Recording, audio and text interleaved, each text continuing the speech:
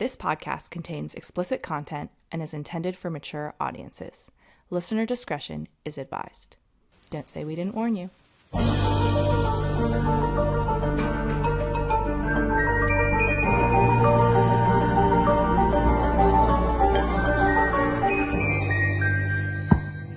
Good evening to all our fellow knockers out there.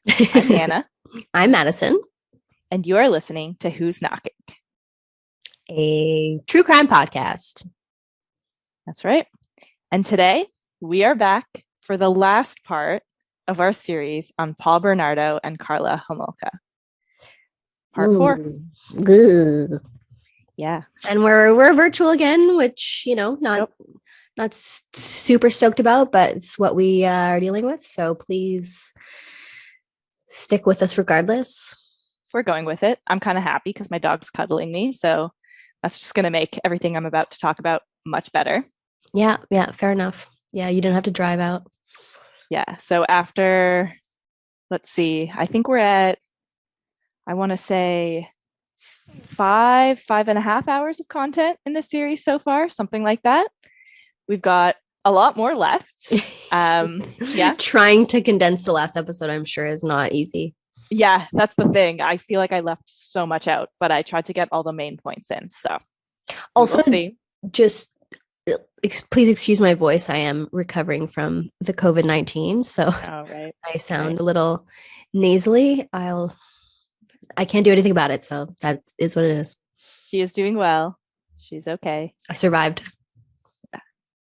Okay, so today we're going to be talking about everything that happened since this amazing couple split up in early 1993. If you might recall at the beginning, I did rate this case a 10 out of 10, and I stand by that. We'll talk about that at the end, but I will say we are through most of the really bad details at this point, although we are going to be, we're not going to be going into any other crimes. Their crimes are done, but we will be rehashing some of it since we'll be talking about the trials and the aftermath today. So if you made it this far, you probably don't need another disclaimer, but I will still say content warning for sexual violence in this episode. Extreme sexual violence. Yeah, I'll say.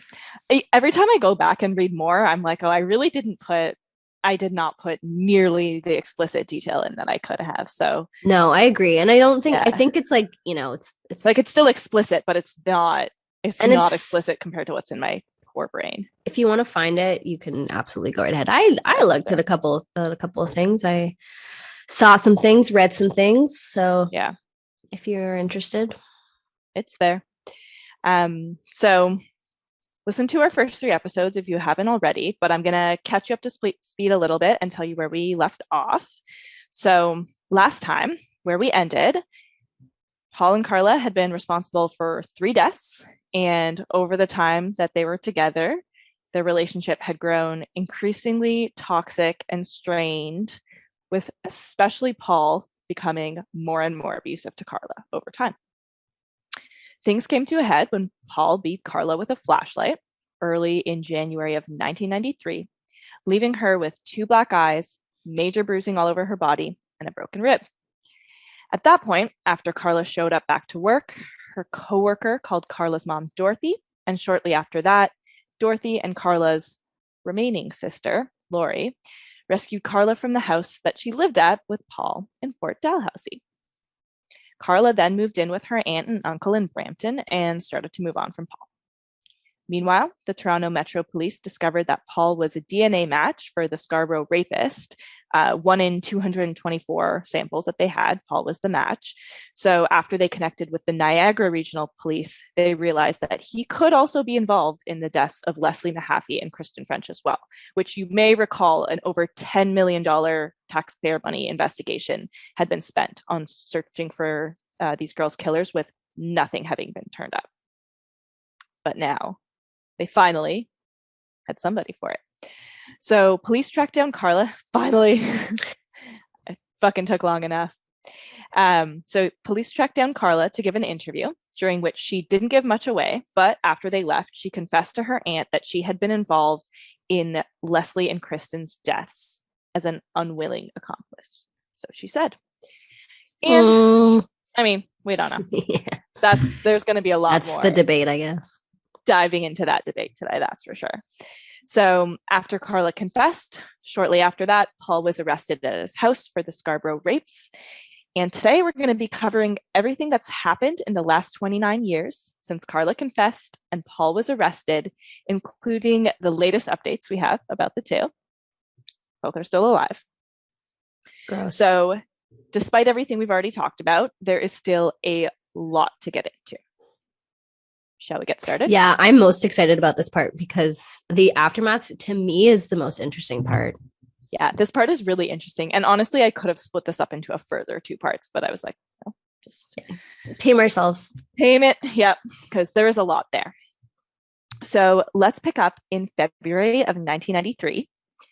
Carla met with a lawyer named George Walker in Niagara Falls, Ontario. After their initial meeting, during which she told him essentially she was an unwilling accomplice to Kristen and Leslie's murders. Do not believe she mentioned anything about Tammy at the time. After that initial meeting, George Walker told her he's going to try and get her total immunity. 0 sentence. Yeah. How? The Crown, which is the judicial authority in Canada, didn't have any evidence that connected Paul to either Leslie or Kristen's deaths. And so her lawyer was essentially banking on the fact that they're going to need Carla's testimony to implicate him. Otherwise, they have nothing. So they need her. Yeah. And all they really have right now, correct me if I'm wrong, is her saying that they did it. All they have. And the fact that he's a Scarborough rapist. Yeah. Which would go to motive, I guess. But it's not anything solid. Exactly. And it was in a different jurisdiction. Okay. So George Walker's goal was to secure a plea bargain for Carla, where she would admit her guilt in exchange for a lighter sentence and also help the authorities. At that point, Carla also filed for divorce from Paul, since legally spouses cannot testify against each other, which incidentally was true. That was a threat that Paul would use on Carla all the time before they were married and after the time period that Tammy had died. Apparently, Paul was really putting a ton of pressure on Carla because he thought she might admit their involvement in Tammy's death. And apparently he'd always say, well, when we're married, you can't testify against me, so we're definitely getting married. But is it that you can't testify or is that you don't have to? Legally, apparently as a spouse, you're not allowed to. That's what I read. Really? I always thought it was that you don't have to. You could probably fact check me on that, but in the book I read, that's what it said. So interesting. That's why I'll double check. I don't know if that's why specifically Carla decided to file for divorce. Maybe it was some of the other, I'd want a divorce. Paul. So I bet he loved that too.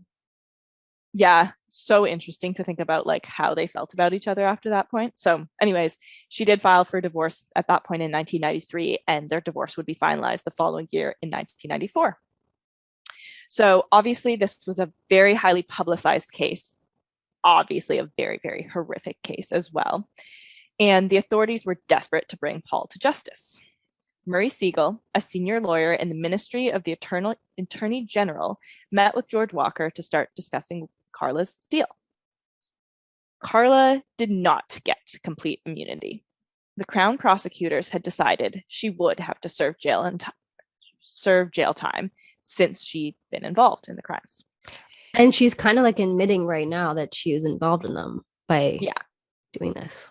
I think they just hoped, I think the total immunity was kind of just a hope of maybe they're really, really desperate to have her testify, and they were we'll still give you a way better deal than you could be getting, but you're not going to get nothing, which for murdering children. Yeah. Imagine the outrage. Yeah, exactly. Happened. They would never. So initially they were considering an 18-year sentence. Although George Walker told Carla he would try to reduce it, and later a 10-year sentence was being considered instead. And she was already getting benefits, including not being considered at all for a first-degree murder charge, even though, according to the Criminal Code of Canada, if a death followed a sexual assault, there should be a first-degree murder charge. So she was just, not getting...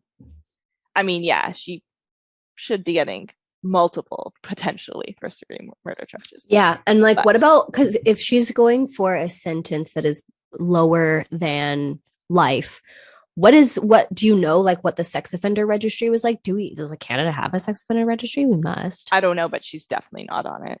That's if there is fucked. one, she's not on it. Yeah.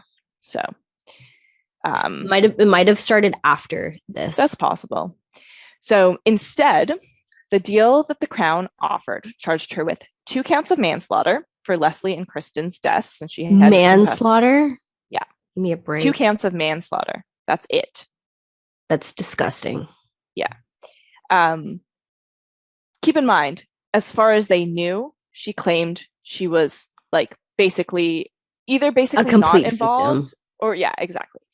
So as well, she was already going to receive something called a friendly arrest, which meant that she wasn't going to be processed as she should be, being handcuffed and taken to jail. She was going to be able to go home after being charged. And the police even offered to drive her and her family to and from the courthouse to escape the public and reporters. When Carla found out that this is what she was being offered, she was really upset that she was going to have to go to jail. She was like crying about it, really sad. Yeah, I mean, I'd be sad too. Which is fair. Yeah, fine. But you also deserved it, so. Definitely. So after Paul was arrested on February 17th, 1993, it was all over the news. And then at that point, the whole world knew Carla's secret. It was then that Carla started heavily drinking. And soon afterwards, she checked herself into the psychiatric ward of the Northwestern Hospital in Toronto. She was to spend 2 months there, mostly heavily sedated on Valium. So she checked herself in. That's what the source I read said. She checked herself in. Well, I believe that was in Lethal Marriage. Shout out. Do you think that was like a kind of performative thing? Okay, so basically, while she was at that hospital in May of 1993, that's when she admitted to her parents in a letter that she and Paul had been involved in Tammy's death, which I'll read you the letter in a second. So I think that for her, part of it was, I don't know if it was performative or what, but I think part of her was like, fuck, like they're probably gonna find out about Tammy at some point. Like it's eating me alive. I don't want. And then I think also for her, she was sad because like the public was really against her. And she really didn't have anybody. She had been dating a new guy, but obviously after he found out, like he was not interested anymore, which, fair enough. But yeah, so I think that for her, a big part of it, for at least from the impression I got, was her just being like, I'm going to have to finally face this thing that I've been trying to avoid admitting, which is Tammy's death. I don't know if it was performative or not. I'm not sure.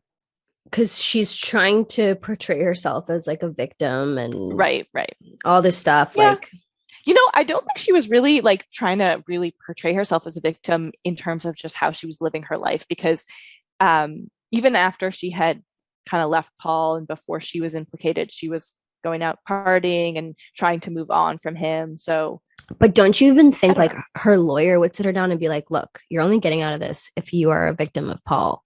So you better look like a fucking victim. It's definitely possible. So let me read you the letter that she wrote to her mom and dad. Dear Mom, Dad, and Lori, this is the hardest letter I've ever had to write, and you'll probably all hate me once you've read it. I've kept this inside myself for so long, and I just can't lie to you anymore. Both Paul and I are responsible for Tammy's death. Paul was in love with her, and he wanted to have sex with her.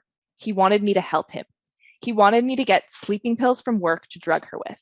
He threatened me and physically and emotionally abused me when I refused. No words I can say can make you understand what he put me through. So stupidly, I agreed to do as he said. But something, maybe the combination of drugs and the food she ate that night, caused her to vomit. I tried so hard to save her. I am so sorry. But no words I can say can bring her back. I would gladly give my life for hers. I don't expect you to ever forgive me, and I will never forgive myself. Carla, XOXO. I don't know why the XOXO was included. Okay, so many issues I have with this letter. Yeah, imagine. First of all, just imagine getting that. First of all, yeah, that's exactly what I was thinking. First of all, if I was the parent of Tammy and I was receiving this from my other child, I don't even know like how in the world I would be Yeah. able to process that, that would put me in a mental institution or Her whatever. mom did start suffering from annual breakdowns shortly after this, I would be breaking the fuck down as reading is that. fair. Second, she fucking lied in there. It was not the vomit that caused her to die. But it was, Yeah. well, kind of it was, because they said it was asphyxiation, right? Which is like kind of the vomit in the throat. But I Yeah, feel like it it's was totally. I feel like the drugs caused a lot of that too. Yeah. Like and the excessive drugging that you Yeah. did, Carla. Exactly. And I tried so hard to save her. Show me where. Yeah, did you do that? At which point? Like, cut the XOXO, bitch. Like, get out of here. Don't fucking They do the that. XOXO. I mean, that's how I read it every time. Even when they left letters in Tammy's coffin, which I didn't read last time because they're just so full of bullshit. I mean, it's something like, Tammy, we love you so much. Whatever. XOXO. No. Yeah, you're not Gossip Girl. None Get of out that. of here. None of that. Okay, so meanwhile, after Paul was arrested, he was interrogated. Basically, they brought him into the police station. They told him when they arrested him, you're under arrest for the Scarborough rapes. But when they brought him to the police station, they had printed out huge photos of Leslie and Kristen, just in a tactic to intimidate him, I guess, or not intimidate's the wrong word, but kind of is intimidate. Yeah, kind of scare them. Confess. And Paul was super casual. He gave nothing away, and he just acted really calm and occasionally would crack a smile as the police asked him about the rapes and the murders. Didn't give him anything. He's such a piece of shit. I know. That's where it's kind of interesting, where like I think Carla didn't give the police that much either initially, but Carla had this like burning desire to confess, whereas he was just like giving nothing away. I just think it's interesting. I don't think either is better or worse, but just like they're different responses. I mean, I like it's obviously better to confess, but yeah, but I mean a little too late, right? I just think that Carla is like a little bit more manipulative in the way she's handing everything out than, because like she doesn't just straight up confess to like what actually happened. She confesses in a way, in a light that like makes herself look better. I mean, yeah, obviously. Which like I guess obviously you do, but like also obviously would you be a like serial rapist and killer? No. So like you're already a piece of shit. Yeah. I don't know. I mean, yeah, at that point it's like, I think for her, she wanted to admit, maybe like just to get it out. Exactly. So immediately after Paul was interrogated, he hired a lawyer named Ken Murray, who had been a prosecutor, but was now running a private practice in Newmarket, Ontario. A few days after Paul was arrested, detectives and forensic specialists gained access to his and Carla's house at 57 Bayview Drive. They were looking for anything that would link Paul to the murders of Leslie and Kristen. And they did actually find some small forensic evidence, including specks of blood on the basement wall. But what they were really looking for was 2 videotapes of Leslie and Kristen being raped. Carla had told her lawyer about them, but she said she didn't know where Paul had hidden them. So did that lawyer have to give them over? They didn't know where the tapes were, and they were looking in the house. No, but I mean, who is looking through the house? Is it the police? The police, yeah. So if Carla's lawyer has knowledge of those tapes, does he have to tell the prosecution essentially? I think for him, he probably wanted to tell the prosecution because it makes Paul. Yeah. Okay. Right. That makes sense. Yeah. So at that point, the police were convinced that Paul would have kept the tapes because they had FBI profiling that said sexual sadists loved keeping mementos of their attacks and would get pleasure from watching them over and over, which tracks. Paul did do that. And I believe they did find some other less incriminating tapes in the house that also made them believe that there's definitely more tapes. So they found like this one tape apparently of Carla engaging in lesbian sex. But they did not find, so they knew, but they at least had the like confirmation that, okay, they make like home sex videos. Right. At least there is some proof for sure of that. And if they're like murdering people on tape, like probably that's there. Exactly. Yeah, they never murdered on tape. So I think that definitely obviously tells a lot about especially Paul's motive. Yeah, the That's the right murder. word for it, right? Like why he Um, did it, yeah, his motivation. I don't know. yeah. His Um, MO. yeah, which is, I think it is interesting because a lot of people, they want the murder to be on the tape, but Yeah, well, Paul yeah, it did not. depends on what you're into. And I think we talked Yeah. about that in episode Okay. 2 I wasn't a sure if we lot. had or not. Yeah. So, oh yeah, I think we did. Okay, so 72 days of searching. The police searched the house for 72 days. They were told, based out of like respect for the homeowners, they couldn't like destroy the house searching for the tapes, but they did like poke holes in walls. Like they were searching the house. Could not find anything. End of April, they basically gave up. They figured that, okay, Paul either probably hid them in a safety deposit box or a public storage locker, something like that. Probably not in the house. At that point, Paul's lawyer, Ken Murray, gained access to the house. On May 5th, 1993, Paul called Ken and told him where the tapes were hidden, which was behind a light fixture in the second floor bathroom. Wow. So they didn't get them. That's So hilarious. they'd combed the house for 72 days. It seems like it's a pretty good hiding spot because the light fixture didn't look like it would come out of the wall. And when Yeah. you actually got it out of the wall, you'd have to reach in and it was like kind of far in. But he must have been just like absolutely shitting himself for 72 days as they searched the house. Yeah. Either that or he's like laughing the whole time, like, being like, they'll never fucking find it. I'm so but sorry. I'm sure Carla was. Or somebody was shitting their pants the whole time. Well, I think Carla was just going to be like, he forced me to do everything on those tapes. Yeah. Which maybe he did. Maybe he didn't. To this day, I don't know. I think the truth is probably somewhere in between, to be honest. Okay. So that day, May 5th, 1993, Ken removed 6 videotapes from the hiding spot, locked them all in a drawer, all while Carla's plea bargain was still in process. So the videos were locked away. I don't know if he'd watched them. I don't think that he had. I'm gonna assume maybe not. I don't know. He probably so that he couldn't be involved. Like he probably would not have watched them. Yeah, I'll tell you what happens with him. So he locked them in a drawer at that point. So back to Carla. The whole time her deal was being negotiated, Crown prosecutors did not know the tapes had been found. So therefore, they did not have any evidence for Carla's involvement in the crimes. On May 5th, Carla was given 1 week to accept the plea bargain offered to her by the Crown. She was told that if she chose not to accept it, she would be charged with 2 counts of first-degree murder and 1 count of manslaughter, among other charges. Because she had admitted the Tammy death to her parents. So Carla's final deal with the Crown was signed on May 14th, 1993. She would receive a charge of 3 counts of manslaughter, and 2 years were added on the original 10-year sentence now that they knew about her role in Tammy's death, for a total jail sentence of 12 years. That's it.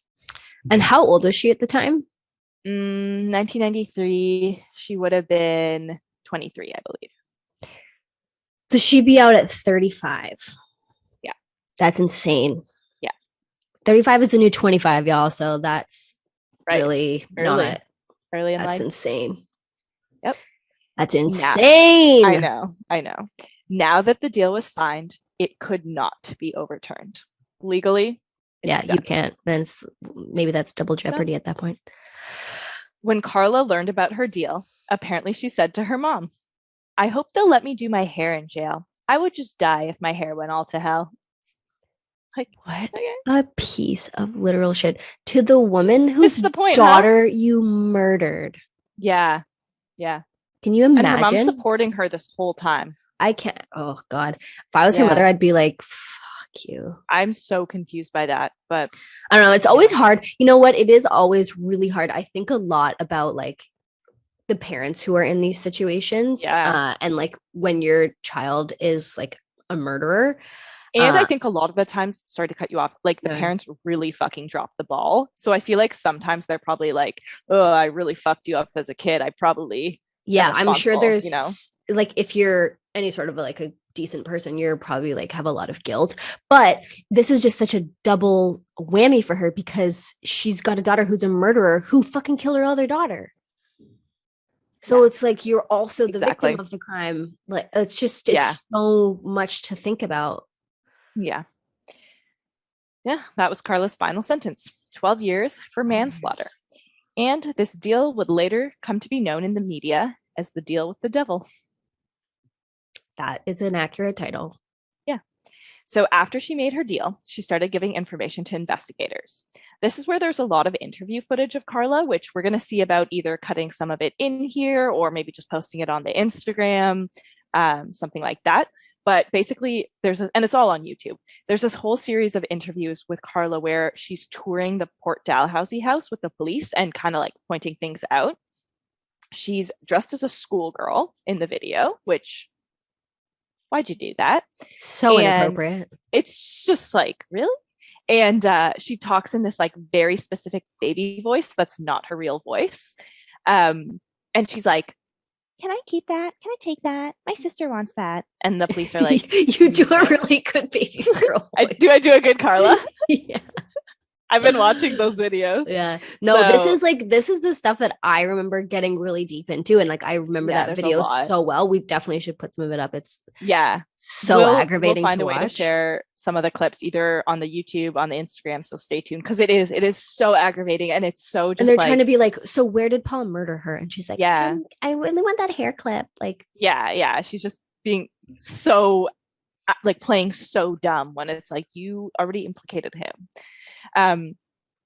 So there's also a bunch of interviews that are also on YouTube where she's basically describing Paul assaulting Leslie and Kristen as well as herself, which I'm sure a lot of people are probably detached when describing traumatic events, so fine, but she's still talking in like a little baby voice, and he's like, yeah, he raped her anally and then strangled her and then did the same thing to me later. And it's just like, ooh, like it's so chilling, and she's just saying it in this like little baby voice and very, very like victimized.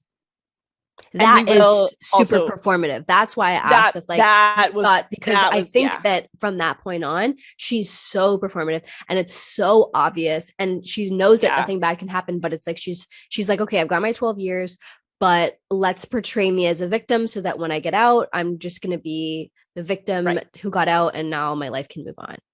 Yeah. And like the schoolgirl outfits, like the little dresses, everything, like the way she was presenting herself.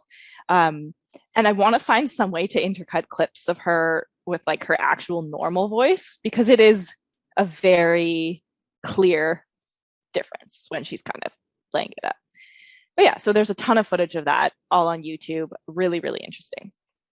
It doesn't really like give anything new to the case, but it's cool to see her talk and just to see kind of like her energy. It's very off-putting. It's interesting to see like what game she's playing. Yeah. That she's secure in what her sentence. And it's definitely not easy. And also she has the support of her family, which I think that's what she had been afraid of. Like she'd been afraid that the family's going to hate her forever, but they stayed supporting her. So for her, it's like, and tell me nothing to worry about anymore.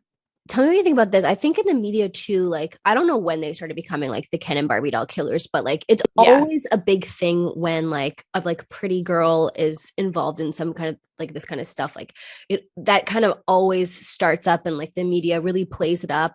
And I feel like she like is trying to play up like, oh, I'm like this hot girl who is like a murderer, like trying to like get into that character and like be almost like flirty with the interrogators and officers and stuff, and it's like so disgusting. She definitely tries to play like, for her, I think her sexuality and like sex appeal is a huge like it's one of her main ways that she knows how to present herself, if that makes sense. Like before she met Paul, she started to become like a teenager that was attractive to a lot of guys, and then with Paul, that's kind of all he valued her for. And so I feel like for her, she's kind of like, this will work. This is what I got. But I think that this is what I got to work with. I'm sure that the media like fueled that, because I'm sure that that's what they started focusing on with her immediately. Yeah, definitely. Yeah, because it's like this nice looking couple that you would never think would do something like that.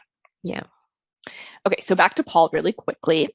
After his initial arrest, he was being kept at the Metro East Detention Center in Scarborough, back in his hometown. He was there when a justice of the peace told him about the 9 charges that he would be facing: 2 counts of first-degree murder, 2 of kidnapping, 2 of forcible confinement, 2 of sexual assault, and 1 of committing an indignity to a human body for dismembering Leslie's body. Okay. So Carla's trial was on June 28th, 1993. Initially, the Crown prosecutor sought a publication ban, saying that if the public knew the details of what happened from Carla's trial, they would be biased, and then there was no way that Paul would receive a fair trial. So I believe there was some degree of a publication ban, but also they did talk to some journalists, but only Canadian journalists. Right. So it was but more the trial like, was closed to the public. Yeah, it was more just like selectively letting things out. Yeah, because I think there was some rule where they didn't have as much authority over any American or international journalists. So they were like, Canadians, you guys can know a little bit about it. Yeah. So during Carla's trial, the defense team of Ken Murray and Carolyn McDonald were present, and neither of them mentioned anything about the videotapes that they had. So they're there at Carla's trial. And basically, Ken Murray is like, well, I have these tapes and I could show them and get, so I guess they must have known either Paul told them what was on the tapes or they'd actually watched them, which, if they had. Well, they had to at least know like what they're looking for. And then it's like, okay, look where you hid them. Clearly there's something really messed up on them.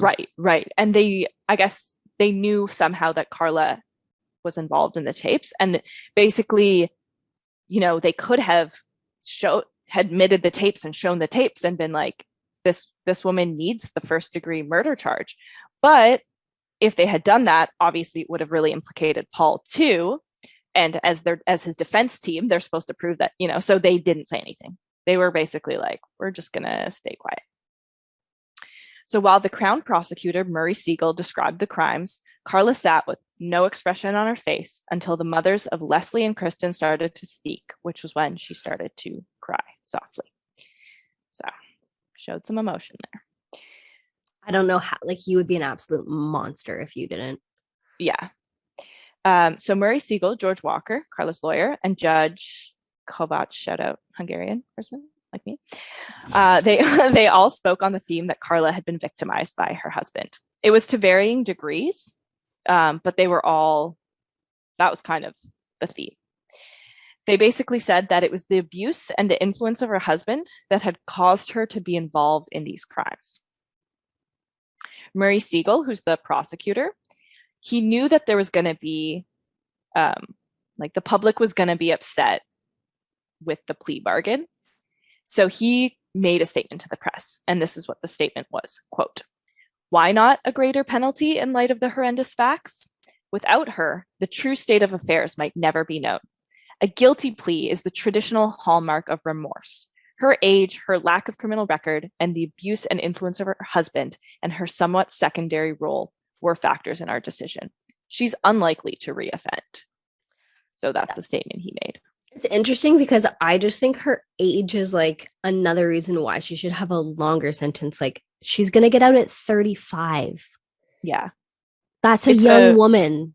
It's a very light sentence. 12 years. As somebody approaching 30, that's a young, young age. I know. 5 more years, like not that long. Okay, so, or not actually, because we're not 30. But anyways, 7 more years. Yes. And it was after this trial that the media learned that Carla had set her own sister up to be raped by Paul, because they discussed it at the trial. And that's a huge piece of information. And you have to, as like a random person, I guess, be like, what the hell? Yes. And it was at that point that any little sympathy that might have existed for Carla in the media completely disappeared. And she became considered one of Canada's most hated women. Carla was then taken to prison, which I will tell you more about later, but we'll go back to what was going on with Paul for now. I'm going to tell you everything that happened with Paul now, up until present day. And then now she's in prison, so she's in prison, and then we'll jump back to everything with Carla. Cool. Okay, so Paul's lawyer, Ken Murray, was struggling with what to do about the videotapes. Although he had been obviously hired and sworn to defend his client, he also had a duty to the law. And police knew he had the tapes because they had wiretapped his private conversations. So they knew he had the tapes. And apparently they would make a certain discreet inquiries like, hey, do you have anything like this? And he'd just be like, I don't know. That does like on the surface seem like a kind of a difficult thing, because if you are a defense attorney, you don't like hand over evidence that makes your client look guilty. But right at the same time, it's like you're just watching this like murderer get away with. Yeah. So he was really grappling with this because the tapes were in his possession for over a year until the end of 1994. And that's finally when he told the Professional Conduct Committee about his dilemma, which I believe some of it was just due to his own guilt and wanting to do it. And I believe some of it might have had something to do with police leaning on him since they knew he had the tapes from the wiretaps. Yeah, I would just go to the police conduct board or whatever the lawyer whatever this is, the board, and just be like, okay, maybe if I'm not Paul's lawyer anymore, fuck it. But like, do you get in trouble? Do you get some sort of penalty for going against your client in that way? I don't think so. So, but sorry, just I'm trying to think this all through. You wouldn't want to do that too much because people later might not hire you because they saw you do that. Yeah. What criminal's going to want you to defend them now? Exactly. Okay. Interesting. So he was told that if he turned the tapes over, he might be called as a witness during Paul's trial, which meant that he could no longer be Paul's lawyer because a lawyer cannot defend a client if they have to testify. Right. He was like, obviously there was some degree of like disciplinary action in the sense, but he was acquitted of obstruction of justice. So I think they had a meeting, something, but they were like, it's fine. And he also resigned as Paul's lawyer. He called on John Rosen, a veteran lawyer, to take over Paul's case. And John Rosen was also the one who was like, you need to hand the tapes over. So he did. Paul was obviously pissed off when he found out. Oh. Were you? And at that point, John Rosen said he needed time to study the case. And it wasn't until May 1st, 1995, 2 years after Paul's arrest, that jury selection began in Toronto.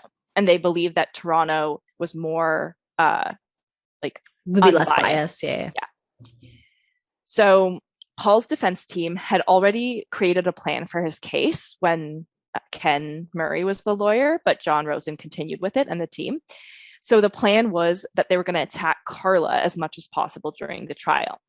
Their goal was to show that Carla, a woman who had offered up her own fucking sister to be raped, was not a reliable witness. They wanted to put doubt in the jury's minds, suggesting that Carla might have actually been the one to kill the girls, even though Paul was obviously known as a rapist. And they had the videotapes that showed that Carla was participating in the rapes to back their theory. They thought that with this argument, they might be able to get Paul something less than a first-degree murder charge, which would be a massive victory for the defense if they did. Yeah. Paul's trial began in July 1995, and Carla's mother, Dorothy, was the first to be questioned by the prosecutors. She told them that Carla always seemed happy with Paul, and then other than seeing some injuries on Carla in the summer of 1992, which would have been after the 3 murders, and which Carla claimed were injuries from Buddy the dog, it wasn't until the flashlight beating incident in early 1993 that Dorothy actually realized there were serious issues with the couple. This allowed prosecutors to make the claim that Carla wasn't really a victim because she had plenty of chance to seek help if she really was, and she had continued to act happy with Paul. Yeah. That's how the prosecution started off their defense of Paul. Now, the judge had ruled that the videotapes of Tammy, Jane Doe, Leslie, and Kristen being raped were not going to be shown to the public, which... Fair enough. Yeah. It was only the jury and the court officials who would see those, which, by the way, when they were selecting the jury, they were telling them, yeah, you're going to have to watch these videotapes. And a lot of, especially women, were like, I'm out. Did they allow them to like tap out if they didn't want to? Yeah. So even though they weren't allowed to show those videos in court, there were many other home videos that they could show. Right. Yeah, they took a lot. They had a lot. I'm gonna just describe, I think, one, but maybe there's more that I wrote down. So on day 10, the first video was shown. It started off with a close-up of Karla masturbating and then performing oral sex on Paul while she talked about how she loved Paul. She loved that he had sex with Tammy and how they were both going to go get a bunch of 13-year-old virgins to have sex with both of them. She also went and got Tammy's underwear to rub on Paul's penis during this home video. That's disgusting. Imagine you're just like a regular person who has like nothing to do with anything. You're just sitting there and you're like, what the hell is this? Yeah, I know. Even as somebody who's reading about this case, I'm like, well, really? You're just some regular ass guy, just like, jury member at a trial today. Good luck ever getting that out of your mind. God damn. So apparently this whole video, the way it's described in Lethal Marriage, it's basically saying like Karla's trying to make Paul climax and he wouldn't. So she was escalating her statements, being like, oh, Paul, I'm a slut. You're amazing. You deserve to rape all these girls. Which I think is interesting because that's where obviously the prosecutors are saying Karla's saying in these videotapes that she wants to help Paul rape little girls.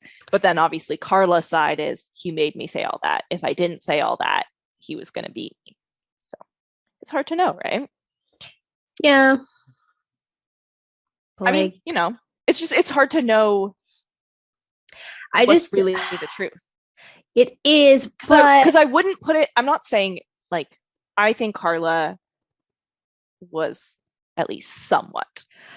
There's a line. Paul also is such a piece of shit. So it's like, I feel like I might like end up getting into trouble for saying shit like this, but like, ooh, go on. I think that like, yes, there are people who are in situations who like get groomed and who like are victims of abuse and like they sit there and take it for whatever reason and whatever. But like, there's a fucking line, man. When you're like, there's a line where it's like, you were not handcuffed to the floor. Like you didn't,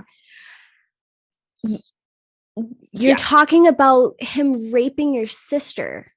Yeah. And you're going and retrieving her underwear. Like, I get that some people are victims and I get that like he might've beat me up, but like you were not chained to the floor. You were not chained there. Like you had 2 feet.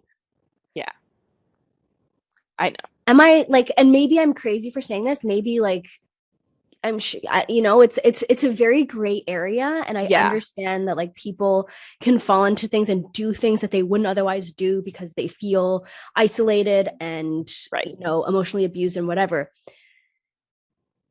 But it's your fucking sister. Yeah, I know.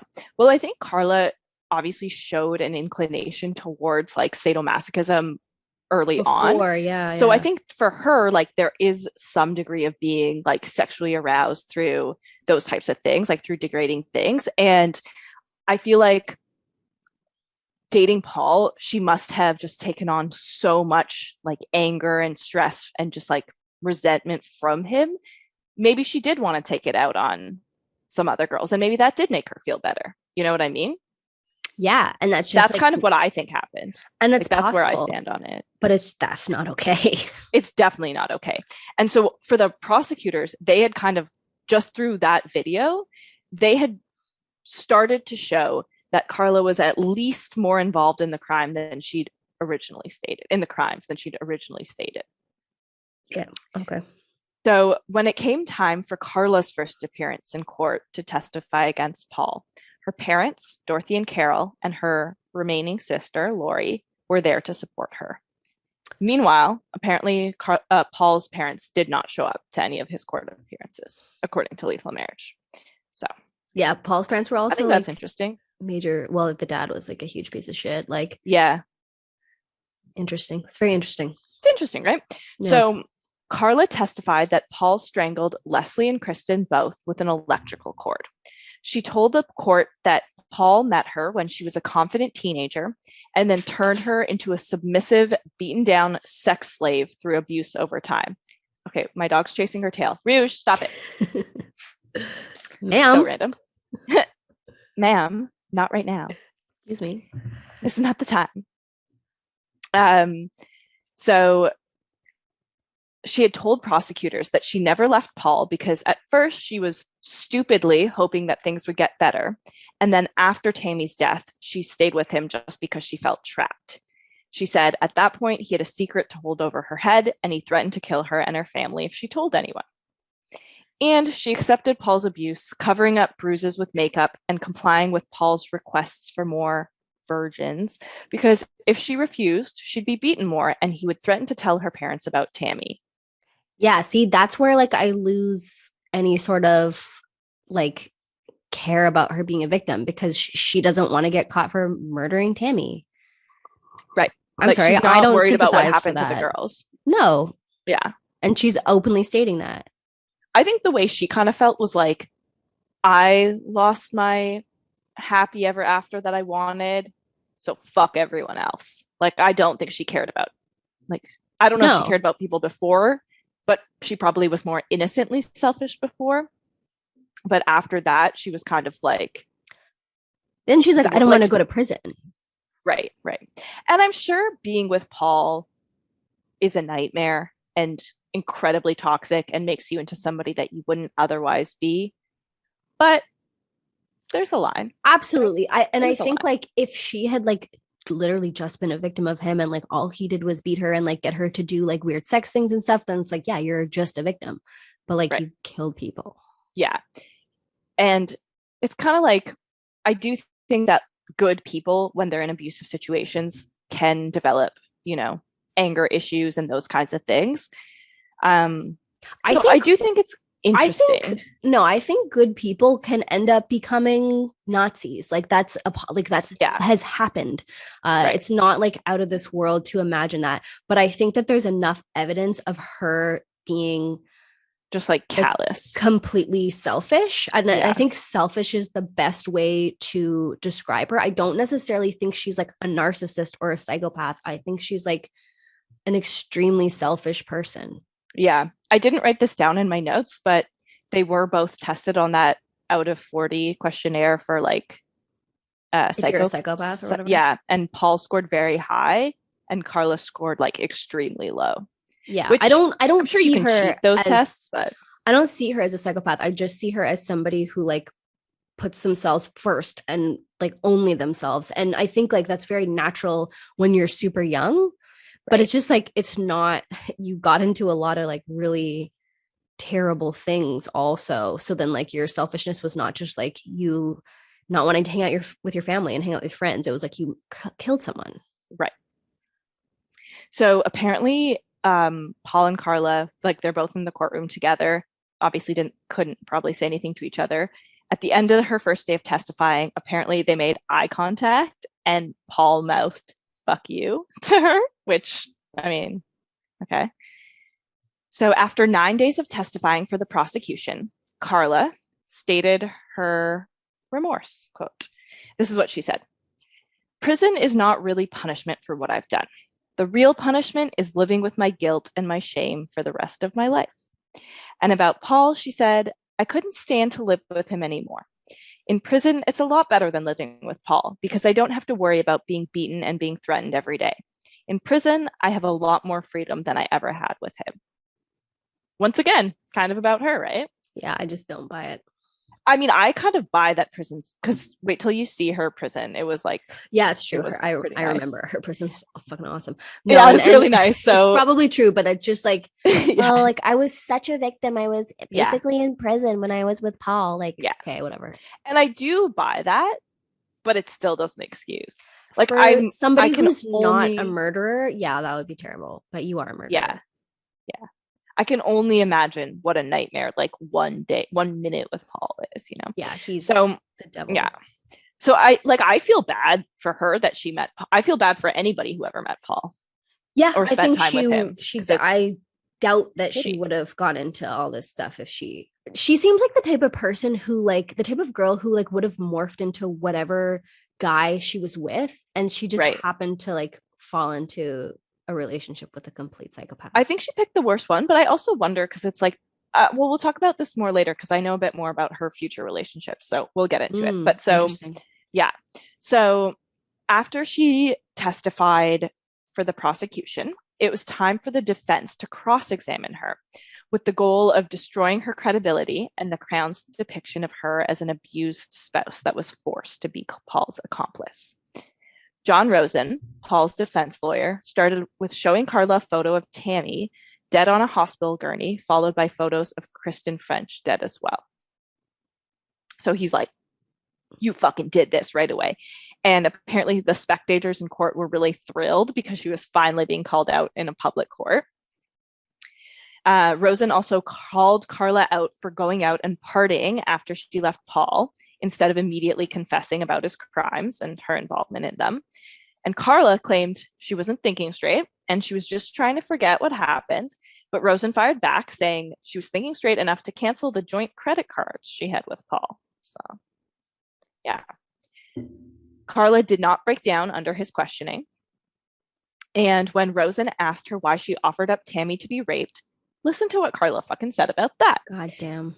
Yeah, she claimed it was her trying to protect Tammy because otherwise Paul might grab her off the street and rape her.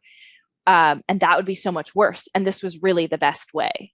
Which, why would that be worse? Yeah, They're both being raped. I know. And that's what caused, well, already the court was like really biased against Carla, or not biased against her, but they already had a bad impression of her. And at maybe that point, an accurate view of her. Yeah. They did not feel great about Carla.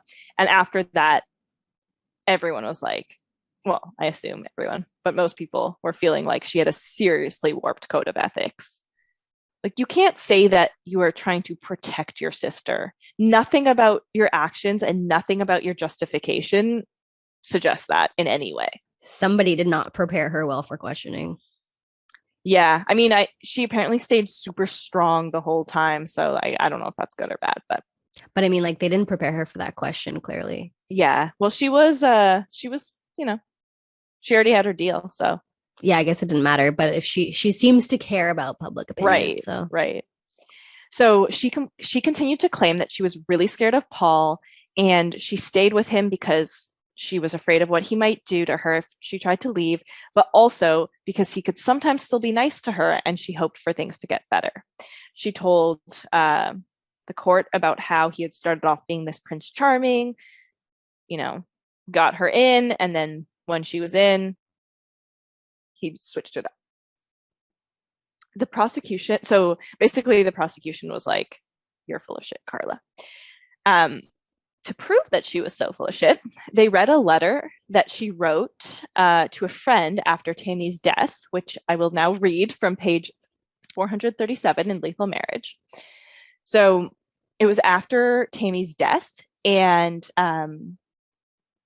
there's a few letters that she wrote to her friend, Debbie Purdy. I don't know if that's her real name, including one letter where she bragged about her new house. So, quote from the letter: "I finally have some good news in my life. Paul and I are moving in together. Yes, we'll be living in sin. We've got a beautiful house in Port Dalhousie. I fell in love with the house, and so did Paul when we saw it." So then basically Rosen was like, does that sound like you didn't want to live with him and you were being forced to live with him? And Carla said, yeah, that's what I said, but obviously I was just saying that. And then he read another letter, which was basically about how Carla's parents had wanted to cancel or move her wedding after Tammy's death. And this is what she said in the letter. So in the letter, she talked about wanting a dog, her new house, the colors of her carpets, how there were too many immigrants in Toronto. Wow. And just slide that right in there. Nice. And her upcoming wedding and what gifts she wanted. So here's what she said about her parents and the wedding. Quote, "My wedding plans are great, except for my parents are being such assholes. They pulled out half the money from the wedding saying they couldn't afford it. Bullshit. Now Paul and I have to pay for $7,000 or $8,000 of the wedding. We've been compromising like crazy, a cash bar, no flowers on the table, etc. Finally, Paul and I said, fuck it. We're going to do everything we planned. Real flowers, no paying for the bar, cocktails, everything." Fucking parents. They're being so stupid, only thinking of themselves. My father doesn't even want us to have a wedding. He thinks we should just go to the hall. Screw that. If he wants to sit at home and be miserable, he's welcome to it. He hasn't worked except for one day since Tammy died. He's wallowing in his own misery and fucking me over. It sounds awful on paper. Okay, self-awareness. Yes, it does. But I know you really see what I'm saying. Tammy always said she wanted a Porsche on her 16th birthday. Now my dad keeps saying I should have bought it. Bullshit. If he really felt like that, he'd be paying for my wedding because I could die tomorrow or next year. He's such a liar. She's so awful. There's more. And for the real reason we moved out. My parents told Paul and I that they wanted him to stay at the house until the wedding. Then they said they wanted him to go after Tammy died because now they needed their privacy. First, they took away half the wedding money. Then they kicked us out. They knew how much we needed to be together, and they didn't care. What assholes. Like, okay. You're the worst person, Carla. You're horrible. And apparently when he read that letter, I think it was after he read the first letter, Carla's parents walked out of the court at that point. They're like, we need a little breather. Oh my God. So isn't that fucked? Yes, it is. Like, and how I mean, could you write that letter? Yeah, I don't know. That's just like a clear indication of her extreme selfishness, because like this is not under duress. This is not like as Paul is doing something to you. This is a letter that you're writing to your friend. Right. Yeah. And you're still acting like lot. That. And yeah, it really says a lot. Like, I think what she said about Paul sometimes being nice to her was true. And so, like, in the sense that probably they did have good times in their relationship still. I think towards the end, it started to lean towards more all bad times. But I think for her, she was like, she clearly still wanted that. Why else would she say that? Yes, exactly. And like, so yeah. Her parents are grieving over her dead sister. Yeah. And they're assholes. Like, they probably had to pay out the ass to have a funeral for her. They did. Yeah. And you killed her. Yeah. So that's pretty crazy. So Rosen, the defense lawyer, had shown the court a different side of Carla. She was looking a lot less like a victim and a lot more like an accomplice who was still beaten up a lot by her dominant partner, which might be a little closer to the truth. Shout out my dog.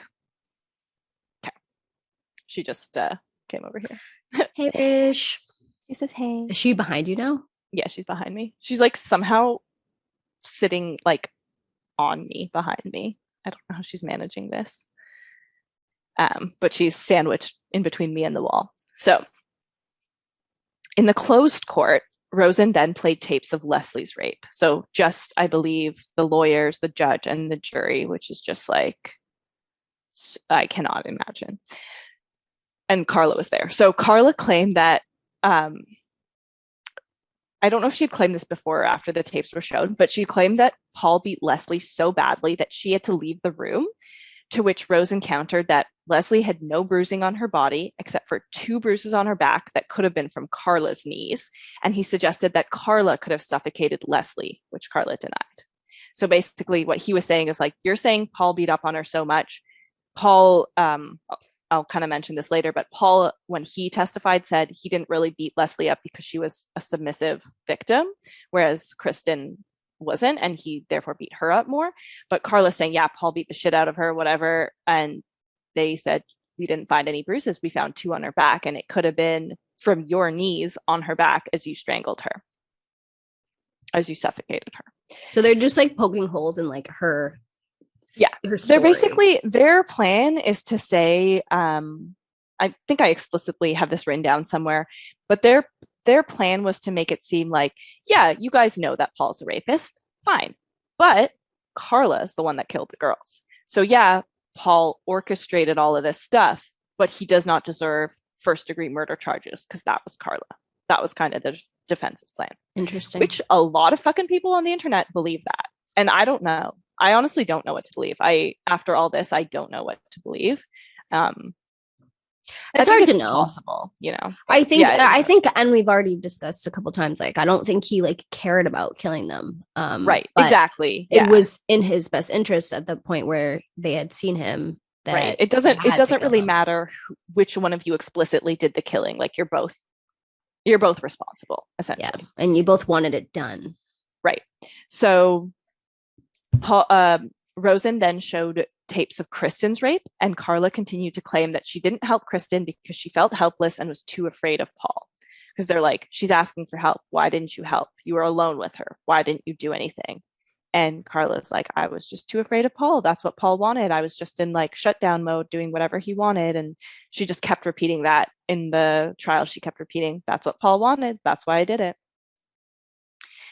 So after 16 days on the witness stand, Carla was taken back to her prison cell in Kingston, Ontario. At that point, the public was pretty confused about Carla because she seemed to feel like she was blameless in the crimes because she'd been forced into them. And those in the court especially feared what would happen if she met another man like Paul when she got out of jail. Which, yeah. So Paul's trial went on, and he himself began to testify. He said Ooh, that he went on the stand. Yeah, he testified. So He he would. claimed, yeah, of course, got to show up. So he testified that sex was the primary force in his relationship with Carla. He said that they started off like very sexual, and over time they became bored of having sex with just each other, and they had a passion, quote unquote, for three-way sex that only grew after Tammy's death. He claimed that when he kidnapped the two schoolgirls, he was doing it for Carla's enjoyment as well as his. In fact, he claimed that he never wanted to kill either girl. He said, this is when I mentioned before, he said he didn't have to beat Leslie because she was a compliant sex slave to him and Carla. He said that he wasn't in the room when Leslie died and suggested, like Rosen, that Carla might have smothered her to death with a pillow. He also said he'd been out of the house when Kristen died and that Carla killed her when she was trying to escape. Another time, I believe Paul, this is what Lethal Marriage said, but in another source I read, Paul claimed that Carla had given one of the girls, maybe Leslie, a lethal dose of like the sleeping pill, and that's how she killed her. But Carla always said Paul strangled them with an electrical cord. And she said later he strangled me with the electrical cord, but just took it away before I lost consciousness. So Paul claimed he was in it just for the sex, and he always used the word we to describe all the crimes, showing that Carla was like an equal partner. Paul was very calm talking about it all, and he was described as having a breezy tone when he talked about dismembering Leslie's body, completely free of remorse. Like he would say, this is so disgusting, but it wasn't because the act was disgusting. He was saying it as, oh, the body parts were gross and the gore when I was dismembering it. Yeah. Nothing about it being morally wrong. In fact, in general, he confidently displayed a lack of morality, saying things like, yeah, she didn't really complain, so I didn't have to beat her and that kind of stuff. And he felt that was like completely okay to say. Yeah, that's like in his bones. That's who right. he is. Right. It's interesting that his lawyers weren't like, talk like a normal person. Like, don't do that. Yeah, I'm sure they were rattled as well. Like, were they sitting there being like, Jesus fucking Christ? I'd love to know. They were probably just like, this one's a write-off. Yeah, what are we doing? So the court asked why he beat his wife right before she left him, and Paul said, she didn't show enough emotion when we talked about her dead baby sister, so I had to beat her. Oh, that is definitely so that's fine then. Like, really? So beat the shit out of her. Yeah. So the Crown prosecutor once again played the videotapes of Leslie and Kristen's rapes, and especially during Kristen's rape, they were highlighting that Paul was clearly the dominant one in the relationship, since he was clearly directing, like telling the girls what to do, and Carla would refer to him as the king, which is disgusting, so repulsive. And Paul said well, that's what we were into at the time. Carla was dominant as well. And the prosecutor asked him, well, Paul, were you ever handcuffed? Did you ever get choked? Were you ever tied up? And of course, Paul said no. And that painted a pretty clear picture of who was really the dominant one in these crimes. On September 1st, 1995, I believe the trial had started in July, so September 1st, 1995, the jury reached a verdict after 8 hours of deliberation. Paul was found guilty on all 9 counts and was sentenced to life in jail with no possibility of parole for 25 years, which is the maximum sentence in Canada. Shout out to our judicial system. Life not super strict. Possibility of parole after 25 years. And Paul was pretty young. He was, how old was he? Yeah, he was a couple years older than Carla. So yeah, I think he was around 30 at that point, something like that. He was pretty young. Yeah, so 55 would be the. Are you gonna get to it? But like, didn't he get an extra like? Oh, I'll tell you right now. So after his trial, prosecutors succeeded in a motion that had Paul labeled as a dangerous offender, which makes it unlikely that he'll ever be released. There's I think something like 485 dangerous offenders in all of Canada. I believe our boy Russell Williams is on the list. Mm-hmm. Yeah, and I'm pretty sure they were trying to get that for Adam Strong as well. Oh, really? Yeah. Because that's basically I'd be fine with that. That is basically the equivalent of like a life sentence with no possibility for parole. Like Paul Bernardo is not getting out on parole. Right. He can go to the board every 2 years or whatever, but he's not getting it. He's not going anywhere. Yeah. So let me tell you about Paul in jail. Please do. Let's hear all about him. I actually have a photo, which we're going to put up on screen, but I'll just show Madison on the screen. It's not the clearest photo, but I will show you. So Paul initially served his sentence at the Kingston Penitentiary, which is in Kingston, Ontario. He was kept in a segregation unit in a cell that measures about 2.5 meters by about 3 meters. So that's like very small. 9 feet by some feet. It's quite small. Some feet. Some amount of feet for all you Americans. Yeah. In his cell was a cot, a toilet, and a desk. I don't know if you can see. That's Paul in his cell. We will put it up on screen. Nice. Not much there. It's about the size of like a bathroom. And Paul spent 23 hours a day in this cell in isolation with 1 hour of either solitary yard time or time to watch television. So pretty fucking shitty existence. Deserved, I would say. Yeah, it's like music to my ears. Yeah. So Paul was kept in isolation, yes, due to the severity of his crimes, but also for his own safety, because he was still being targeted by other prisoners, despite being kept in isolation. Another question, like he's being kept in isolation, but it's not solitary confinement. It's not where they like take away, like he could have like books, I'm sure, and like writing I'm stuff. Pretty sure he could have, yeah. Because like that's correspond. That's like an extra punishment to be put in solitary confinement, and that's like debatably like super unethical or whatever. Yeah. But this is like for his own protection in a sense. Yes, but it's also punishment wise. Like he was kept in that segregation unit for the worst offenders because it's the worst conditions and the least, like the most isolating still. Right. So he was able to write letters. He was able to correspond with his lawyers. I believe he was able to read books. He had the 1 hour of TV, 1 hour of yard time, but 23 hours a day in a tiny box. Yeah, that sounds like torture. I would not enjoy that. Like if he wasn't crazy going in, he's going to be fucking crazy going out. That's for sure. So like I said, he was still somewhat targeted despite being segregated. So one notable event was in 1996 when another inmate punched him in the face when Paul was returning from the shower. So shout out to that inmate. Thanks for taking one for the team. Yeah. And then also in June 1999, 5 convicts attempted to storm the segregation unit where Paul lived, and a riot squad was actually sent in to disperse them with gas. So there was send them around to Tim Hortons. Yeah. For the boys. That's right. So In 2006, Paul gave some interviews where he admitted to at least 10 other assaults, mostly in 1986, which was a year before he was known to be active as the Scarborough rapist. He would have been 22 at the time. He was also looked at and interviewed for other rapes and murders, including the death of Elizabeth Bain, but nothing conclusive ever came of it.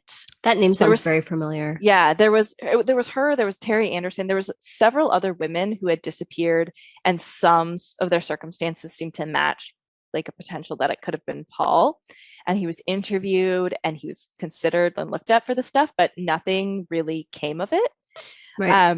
He was never charged for anything else anyway. And there are tapes online, which I think you sent me, of one of his interviews with detectives about his potential involvement in Elizabeth's death. And you can find that on YouTube, like I said. And he doesn't really give anything away. He's very douchey, very evasive. Like, yeah, guys, like, why would I admit that if I did it? Or like, whatever, he was just being. He's such a dick. Douchey. Yeah. And it's clear, like, and I get, if you're in prison all the time, right, and that's all you have to do, and like they let you out into a little room, like it's very like Israel Keys, like I'm not gonna just like give all my cards out right now. Like I'm sure they like coming out there, getting a coffee, getting to like sit in a chair and talk to people. Like exactly. If I was in his position, which I never would because I'm not a murderer, but if I was, I'd like milk that for all it's worth. Exactly. So next update, in September 2013, the Kingston Penitentiary permanently closed down. I believe it had something to do with government funding, something like that. Or I believe actually the building was really old. It was a historic building. I think it's like a museum now. Yeah. So I would like to visit. Yeah, that would be cool. Field trip. Road trip. So after almost 2 decades there, Paul was moved to the Millhaven Institution, which is another maximum security prison. I believe it's only about 20 minutes drive away from the Kingston Penitentiary. It's nearby, and it houses about 500 inmates. I looked into the prison a little bit, and here's a quote about it and the conditions within it from CBC News. So in February 2014, an investigation was launched by the Office of the Correctional Investigator of Canada due to complaints regarding the treatment of mentally ill inmates at Millhaven. These inmates had been transferred there after the closure of the Kingston Penitentiary, and photos released to the public show questionable facilities and cleanliness in their units. Some inmates had symptoms worsen upon arriving at Millhaven. There was also concern by the John Howard Society of Canada that the underground bunker-like location was a very negative atmosphere for the inmates. So, painting a picture of that prison. It was. I mean, it's prison, not just negative atmosphere. I know. I'm sure it kind of depends if you're going with the rehabilitation idea in prison. But if they're locked up for life, it's kind of like, Yeah, and I think it is important to take seriously when there's issues within a prison, because people should be in prison. Absolutely, prison abuse you're there for a reason. Fucked up shit, but it's somewhere where it's rife for abuse, and like really if we're locking people up, there should be standards. Like we shouldn't just like let people be abused or like sit in feces or like that's just cruel and unusual. That's where you go beyond. Right. And that is something that Paul, which I'll get to, will claim. And I think you just never know when you're just going to like accidentally get put in prison for something you didn't do. And like, you're not going to want it to be disgusting in there. Yeah. Yeah. It's interesting. I think I talked about this in one of our other episodes. I've done a bunch of reading into prison abuse, and it's some insane shit. It really is. Yeah. So especially like specific cases of it, like the American Iraqi prisons. Well, like even now, like being in prison with like all the COVID going around and shit, like, like diseases being spread. And then it's like, who's going to want to like be like, oh, let's go help all the inmates on death row. Like, you're just not, nobody cares when like something actually terrible is happening. Yeah. People don't care about the prisoners, which is fucked up. I mean, I don't know. There has to be in a proper country that runs in a civilized manner. Like there has to be standards, even for the lowest of the low. Yeah. And I think it's debatable what are those standards, but yeah. Yeah. But there should be standards. Here's something that I kind of think is interesting. In September 2013, which was shortly after Paul was moved to Millhaven, Paul's dad, Ken Bernardo, actually gave an interview with the Toronto Sun. Oh, that's interesting. Really interesting. And apparently the reporter had been like asking him for an interview for years, and he never really he said he was never rude to him, but he never really said anything. But in this interview, he told him more than he ever had. He said his son is, quote, doing his time like a man. He said, obviously it's unfortunate, but he's, doing his time like a man. And he actually suggested that Carla should have gotten a harsher sentence for her involvements in the crimes. And apparently, like, he had never liked Carla and just felt, not upset, but he was kind of annoyed that Carla had gotten off and didn't think it was fair. He was kind of saying, I think the title of the article was about him saying, Paul Bernardo's dad says Carla Homolka got away with it, or something like that. Like, yeah, same. Like, everyone thinks that. Yeah. I mean, yeah. So apparently the Bernardo family had regularly visited their son at the Kingston Penitentiary. I believe he was allowed one visit every 2 months or something like that. And at the time the article was written in 2013, they had not visited Paul yet at Millhaven, although it was shortly after he'd moved there. But Ken said he talked to him on the phone and he was, quote, doing fine. He said, quote, I have talked to Paul on the phone and he's fine there. He knows he's serving his punishment. It's hard, but he never complains. Like, okay. I think he's just trying to put on a face for the lawyers, it sounds like. Because we know you're a fucked up dude. You rape children and you abuse the shit out of your wife and probably the rest of your family. You should be there too, sir. Yeah. So he told reporters that his son was in a similar cell as he'd been in Kingston Penitentiary, another segregation unit, very small cell, very cramped, shitty conditions. And then also the article mentioned his wife, Marilyn. So he's still with Marilyn. And basically the family they plan to continue visiting Paul from time to time. So I don't know how much of that is true. I don't know how much of that is putting it on for the reporters, but Paul apparently in 2013 was in contact with his dad, which is something. Interesting. Yeah, that dynamic, it's very interesting to me. So yeah, it's interesting too when like abusive parents age. Right. And then it's like also, so first of all, you age, and then it's like, okay, like, do you look back at your life and think that you did anything wrong? And then like, look at who your son became. Like, do you take any responsibility for that? Because like a lot of that's your fucking fault. I know. I really wonder. It seems like Ken, like Paul's dad, it seems like he's a relatively intelligent man. So on a logical level, I feel like he could understand that he probably had a negative influence on Paul. But I also think he doesn't want to own up to it. And I think he wants to put on a show for the interviewer like, yeah, Paul made a huge mistake. It was really bad, but he's serving his time, so he's doing the right thing now. And me and Marilyn, my wife that I treat well, are still good. And, that's kind of the vibe. He's doing the right thing, like, yeah, against his will. Yeah. And and he was really polite quite polite to the reporter. So I think it was. And I think that, clearly, like, you found out all this information about what their family was like. So I'm sure he's aware that, like, other people know. People must know. Like, has he read Lethal Marriage? Like, I wonder. God. I'm sure people were digging into their family. And so now it's like, okay, well, I better be on my best behavior, because if I'm not, then this reporter is going to be like, so what about this incident when you raped a small child? Right. Actually, this reporter is like totally on his side in a way, because in the article, the reporter's like, yeah, Ken served time, or no, not served time. Ken was charged with sexual assault in the past too. Of a fucking child, multiple children, like you could have, So I think this reporter wanted to keep like a good relationship with him too, to be able to ask him more questions, kind of thing. So anyways, next interesting thing I found, next update. On July 3rd, 2014, Global News reported that Paul was engaged to a 30-year-old woman from London, Ontario, that he'd been corresponding with. I'm sure she was a pure delight. Yeah, apparently this woman was like university educated. I don't know if that means anything. Paul was too.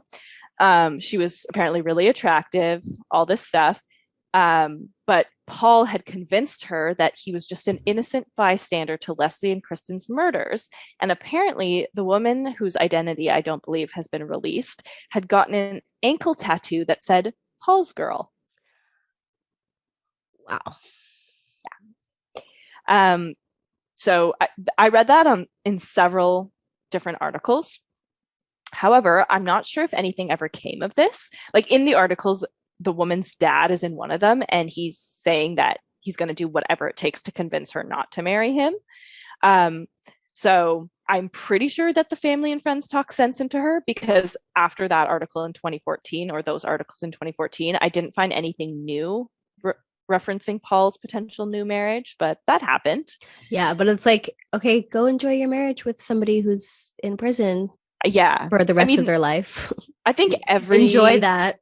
Right. I think every high profile, prison person in prison has admirers. Yeah. And Paul is no different. Those people, I don't know how many he has, but yeah. That would just be interesting to do like an episode like just on that concept, like who the fuck are these people? And like there's some people who start corresponding with people who like turn out to be innocent and stuff, and like they believe them the whole time, and it's like, okay, then you're vindicated, like Damien Eccles' wife, who like corresponded with him the entire time, and like they got married when he was in prison, and then like he was innocent. Madison, is Damien innocent? Yes, Hanna. Don't even get me started. But like, you know what I mean? It's like, okay, but you did identify an innocent person. Yeah, that's Reddit. True. But so like there's like kind of a fine line, it's like between being like a very intelligent person who can figure that out versus like somebody who wants to marry Paul Bernardo. Right, exactly. So I don't know what ever came of it. I imagine he probably does have admirers and probably gets those letters, and so absolutely. Right. So the next thing that I read about Paul was that on June 25th, 2015, he released a 631-page ebook on Amazon called A Mad World Order. I remember this. Yeah. So it's a fiction People were book. Not happy. Yeah. I mean, yeah. So it is a fiction book, but there was a significant amount of violence and gore. Shocker, in the book. And legally, he's not allowed to profit off any of his crimes. So the books couldn't be about any of the things that he did, and it couldn't be about what he did disguised as fiction either. Apparently what the book was about was a Russian plot against the USA, which also involved Al-Qaeda and some other such things. There were some quotes that were just like, I don't know. There were some quotes that were like, as the bullets went through his head, the red blood and the holes in his head and blah blah blah. Like it was descriptive. I don't know. It wasn't the best written thing I've ever seen. Poor soul had to sit and read through 631 pages to be like, okay, it's not about his crimes. I know. They were like, well, technically he's allowed to publish a book. So but within a couple of months, apparently Amazon had pulled the book off their website because there was a big public outcry. I remember the public outcry. Yeah, by November, they'd pulled the book off their website, and I did try searching for the book on Amazon, and it does not turn up any results anymore. So I feel like it sounds like a bad book. Like it doesn't sound, I don't think it would be that good of a read. So February of 2018, after 23 years in prison, Paul became eligible for parole. His first parole hearing took place in October of that year at Millhaven. Members of Leslie's and Kristen's families, as well as a woman who had survived an attack by Paul, all read statements pleading for him to stay in jail. After the women spoke, Paul made his case as well. He said that a childhood speech impediment had caused him to have low self-esteem, and as he grew up, sex became the only way for him to feel power and control, and the only way for him to feel better about his low self-esteem. Fuck that guy. Poor you. Oh, I had a stutter, so I murdered 3 people and raped like 100 people. Right. Fuck you. He admitted that he hurt a lot of people and that in the past he had used women as objects for sex. But now he said he had cried, quote, about the people that he'd hurt.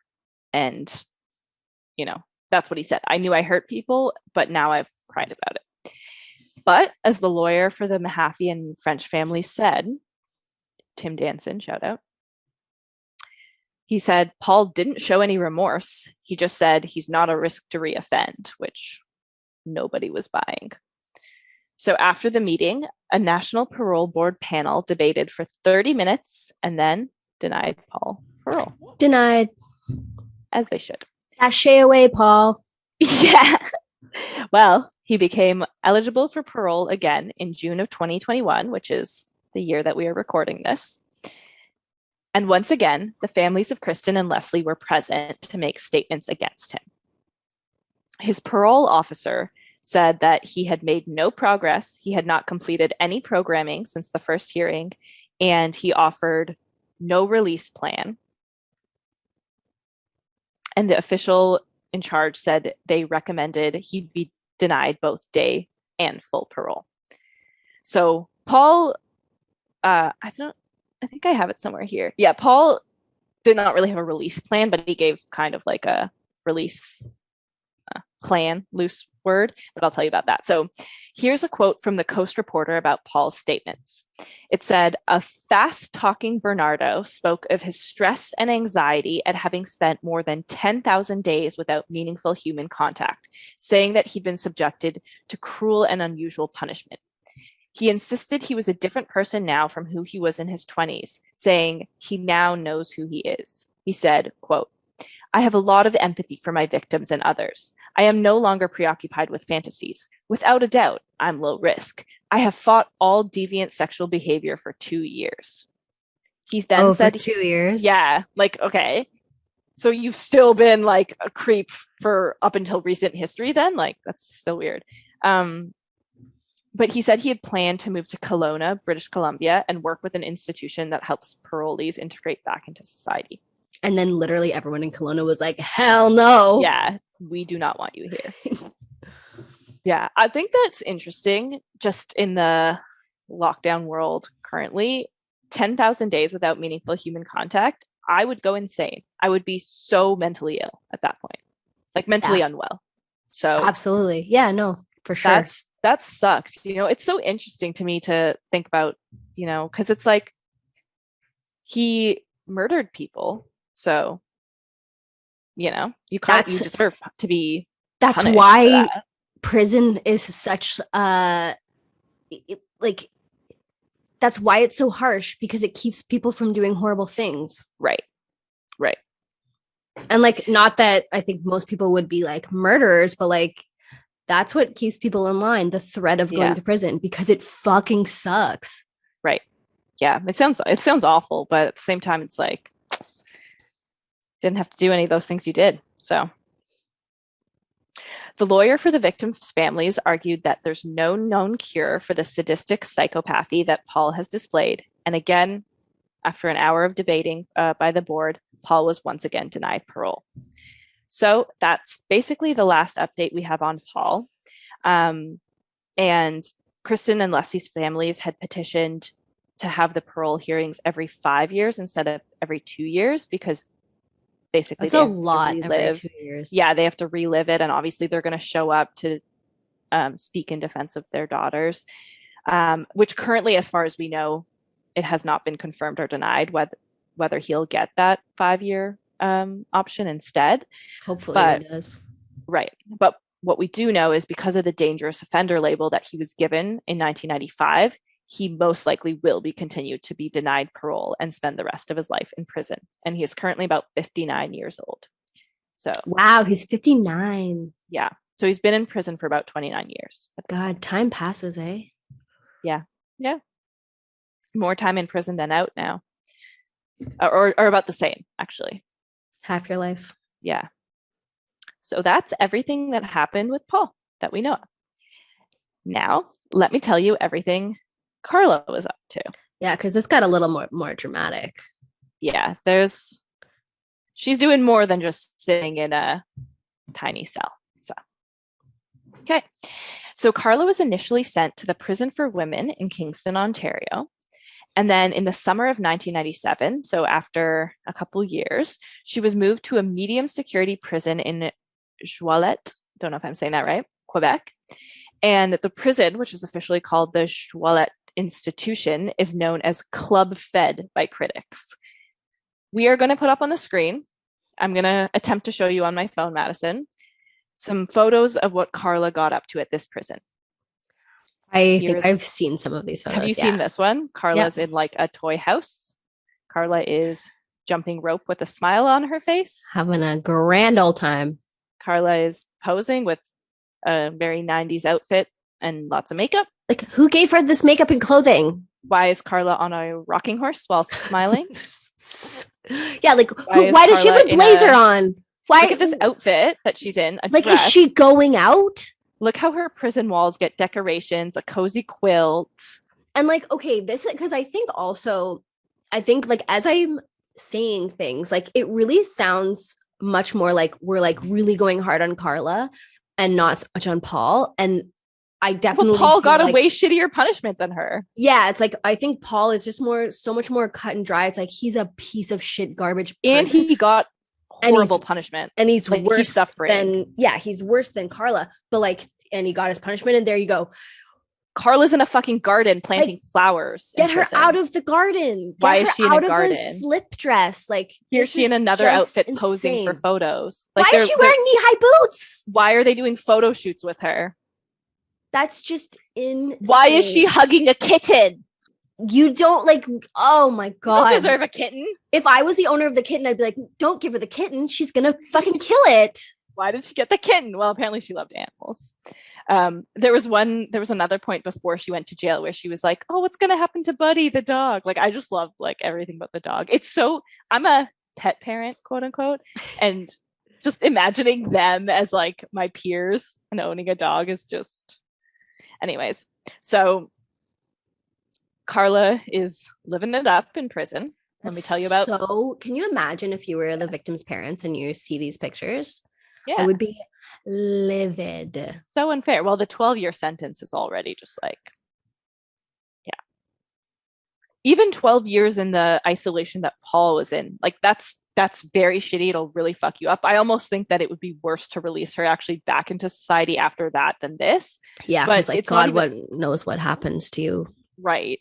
I'm sure you come out absolutely fucked up. So I think there's probably an argument to be made for that. But just the fact that she was clearly at least somewhat enjoying her time in prison, and I'll tell you more about it, is just like, that's not a fucking punishment. Like, that's really not a punishment. It is a sleepaway camp. Yeah. Like, she's basically, yeah, exactly. So congratulations, Carla. You got to go to gardening camp. Yeah. And hold a fucking kitten. So unfair. I don't even get a kitten. Yeah, no, where's my kitten? Such bullshit. So as Carla continued her stint in prison, she continued to be a diagnostic mystery to psychiatrists. Just very interesting. Yeah. Right. So although she showed some signs of being abused, critics suggested that this was all an act and she could have learned to act that way from books or something.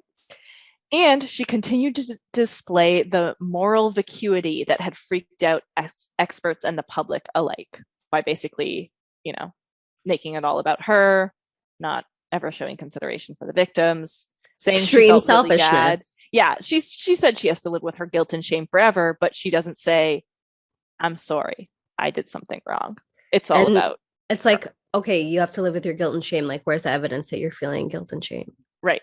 So here's something that's interesting. So Dr. Graham Glancy, who was a forensic psychiatrist that was hired by John Rosen, Paul's chief defense lawyer, he had offered an alternate theory to explain Carla's behavior, not the Carla's a malignant psychopath, not the Carla's an abused victim. He said that Carla appears to be a classic example, probably going to butcher this, of hybristophilia, which is an individual who is sexually aroused by a partner's violent sexual behavior.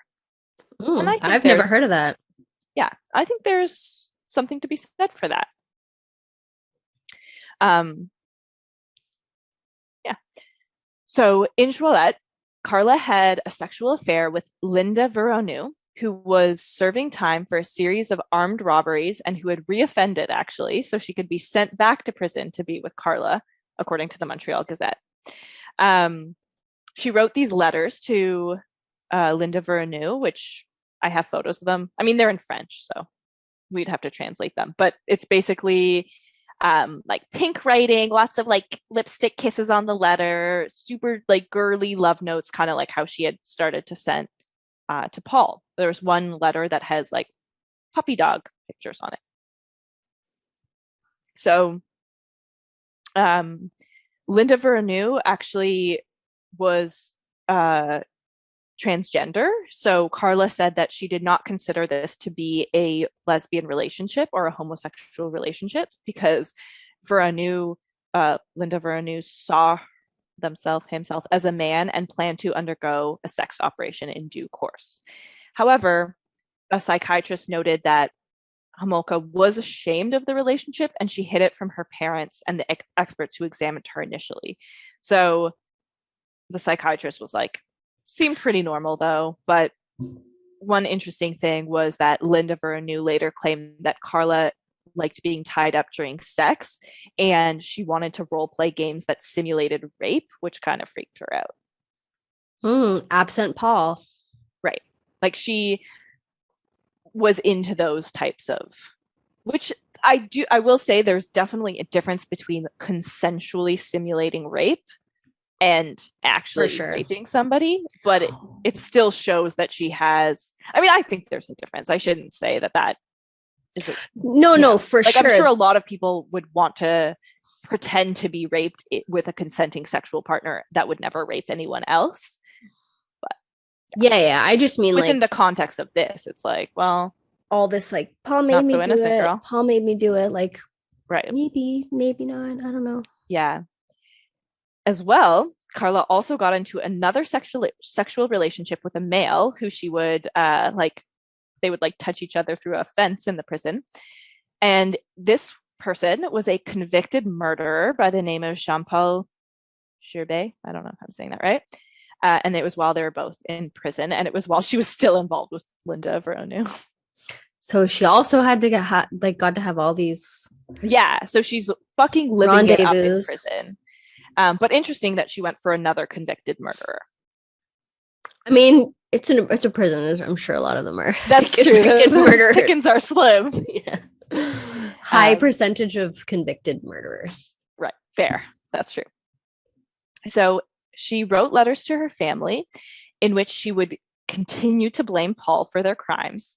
And although she expressed remorse on her end, Tim Danson, the lawyer for the French and the Mahaffey families, has stated that they never received an apology from Carla, which I believe them. Yeah, you could just apologize. Like, I don't know, like could offer them that basic small, She's too busy in prison with all her activities. You're right. That rocking horse isn't going to rock itself.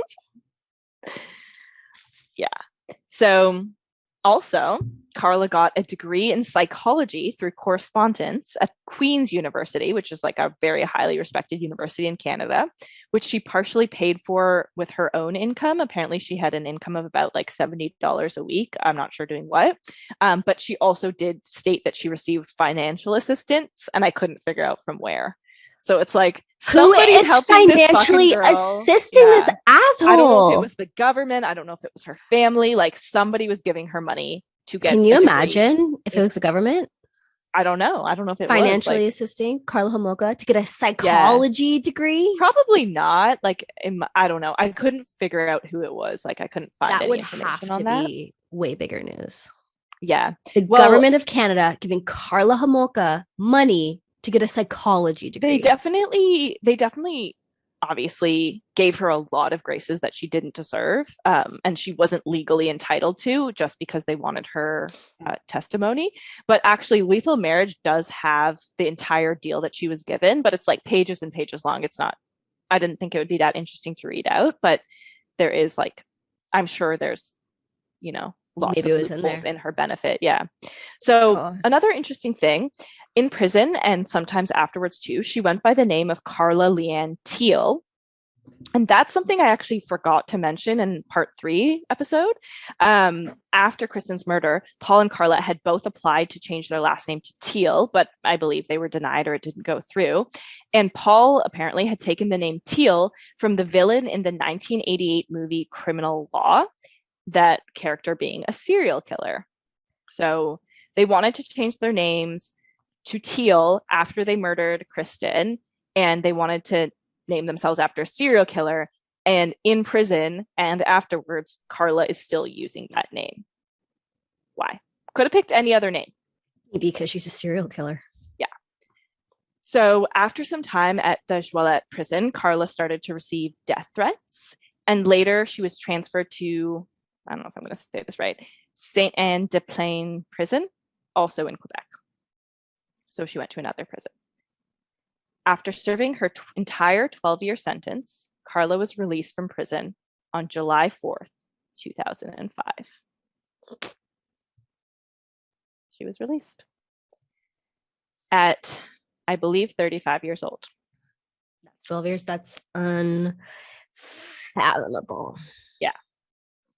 So before she was released, a 2-day hearing was held where the judge determined that Karla did still pose some risk to the public.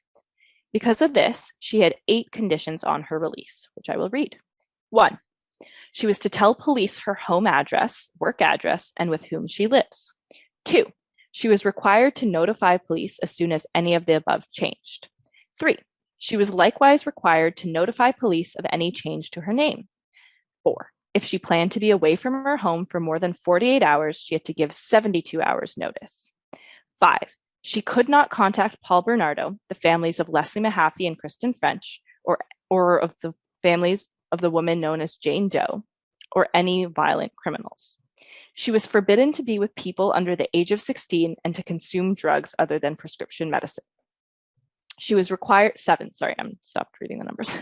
She was required to continue therapy and counseling. And 8, she was required to provide police with a DNA sample. There was also a penalty of a maximum of 2 years in prison for violating these orders. So those were the initial conditions of her release. And at the time of her release, public opinion on her was very negative. As it should be. Yeah. So shortly after being released, Karla gave an interview fully in French to Radio-Canada television. I remember that. Yeah. And I want to put up a photo of her during that interview because it's all in French. So, probably some people listening to this speak French, but she's got the signature dead eyes and she just has this kind of tone that's like, yeah, I did this. Like not a baby voice anymore, but just a super like flat voice. She looks super emotionless. So her dead eyes are like really dead there. In that video, she looks drugged. Yeah, and she probably was. She might have been on prescription drugs. I feel like that tracks. So in the interview, she stated that she was choosing to settle in Quebec instead of Ontario because she found it to be more accepting of her than Ontario. And so for those that don't know, in Canada, Quebec is our essentially main French-speaking province. So that's why she had learned French in prison. She had chosen to do the interview fully in French, and she was choosing to settle in the French-speaking area because she was less hated there, essentially. Also interesting to note, her mom was present at this interview, although she was off camera the whole time, but Karla acknowledges her during the interview. So everyone knows that her mom was there to support her, which, that's good, I guess, that her mom supports her through anything, but kind of fucked up. Yeah, that's a very, very difficult one. Yeah. I'm really interested in like people's opinion about that because like the dynamics of their family. I feel like somebody like having children, I would like, no matter what you do, I will be there for you. Right. You want to support them through anything. But what if they kill the other one? Right. Actually, I mentioned this, but I didn't go into detail on it. It was pretty much right after Karla went to prison the first time, which was 1995, I want to say, or 1993, whatever, the first time she went to prison. her mom started suffering yearly breakdowns, apparently. So, yeah, but she still supported Carla. So later that month, which was July 2005, it was reported that Carla was living on the island of Montreal. So she got out, she moved to Quebec, living somewhere in Montreal.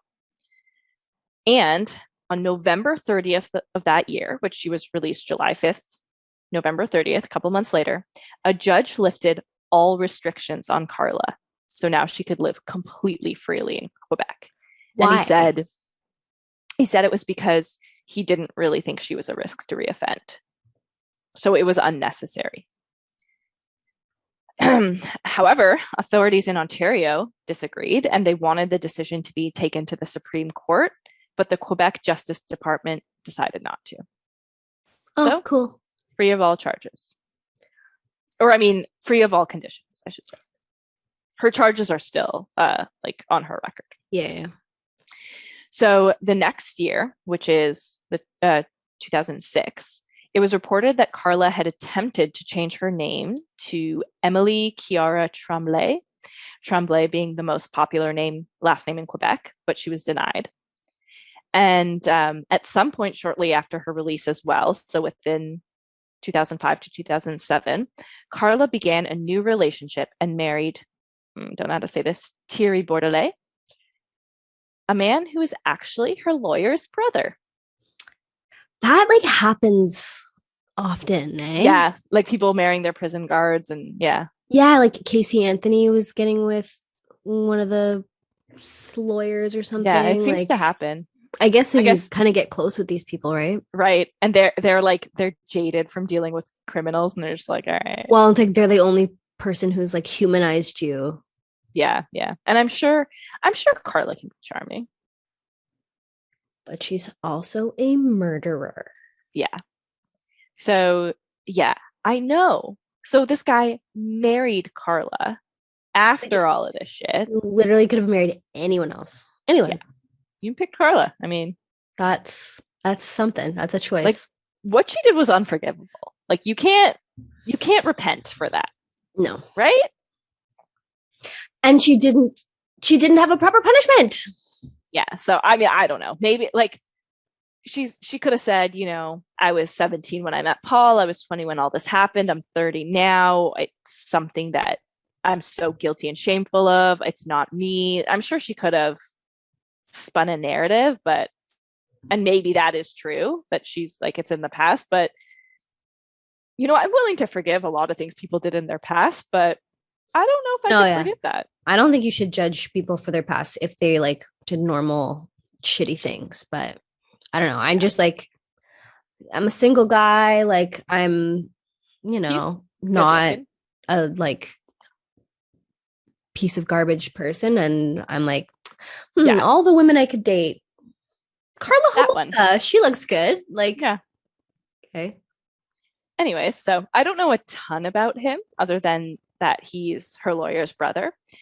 But in February of 2007, at that point, I believe they were married. They were living somewhere in Montreal. And Sun Media reported that Carla had given birth to a baby boy.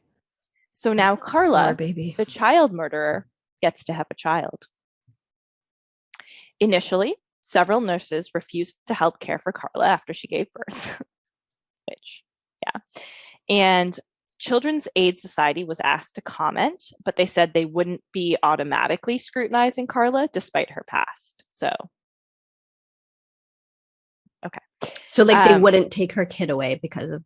Yeah, they weren't going to even like investigate her at all unless something came up. Right. Which Children's Aid Society, I think they're kind of like that. Yeah, what can they do? If you've served your time, you've served your time. Right. So, later in that year, so her son was born February 2007, and then on December 14th, 2007, City News reported that Carla had actually left the country with her husband and son, which was in an attempt to avoid continued scrutiny by the public and the media. However, they were tracked down by reporters, and it was revealed that they had moved to Guadeloupe? I don't know. I remember that as well. An island in the Caribbean, where Carla was now going by the name Leanne Bordelais. So her middle name Leanne and her husband's last name. And a reporter found her there, and it was this whole thing. I just found Carla Homolka, and Carla's like, no one cares what I'm doing now. But the couple, we do though. Yeah, girl, we care. So the couple had another son and a daughter after their first son. So Carla now has 3 children. Oh, those poor fucking kids. Like, imagine your mother is Carla Homolka. I know. That and sucks. Carla, do you not think that your kids are going to grow up and have to take on like public hate and shame and fear of you because of that? It's so unfair to do to them. Yeah. Like, does she deserve to have kids, Madison? I don't know. That is but it's, I don't know either. To me, it's more like, I think you get into really slippery territory when you start saying that criminals can't have children, because then you start getting into like, okay, well, why don't we like, what's the girl version of castrate, like female prisoners, and like, right. Or, that's like a very like starts to get into like eugenics and all this type of shit. To me, I don't know. But I look at it from the children's perspective, and I think, God, look at what you're putting on them, and that is horrific. And like, if you really are such a good person, how do you do that to kids?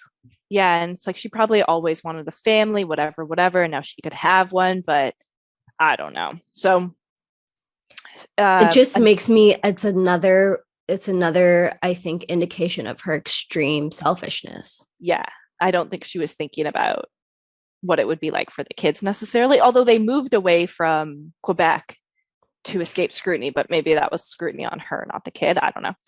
So until 2012, Carla actually ran an online diaper business. Probably going to say this wrong.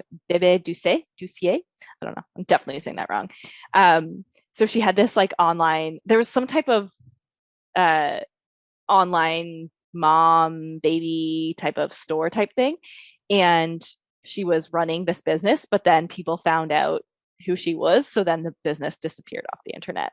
Yeah, you're like buying diapers, and then you're like, oh, it's from you. Oh, it's from Carla fucking Homolka selling me baby diapers. I would be like, get the So she was ran off the internet. And then in 2014, Carla was again reported to be living back in Quebec, which was revealed by her sister Lori, who's changed her name since. But Lori said that she was still close with Carla, which I think is pretty interesting too. So yeah, there's a whole thing with how that was revealed, which I won't get into, but basically, Lori kind of was involved in another criminal proceeding and mentioned that. So as of 2014, Carla was back in Canada, in Quebec.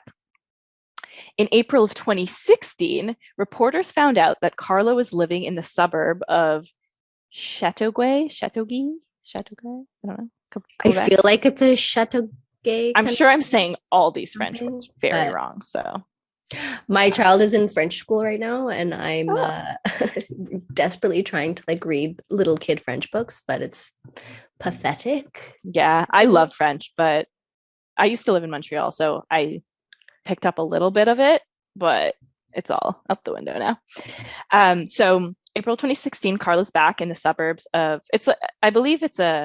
I want to say it's a suburb that she was said to be in.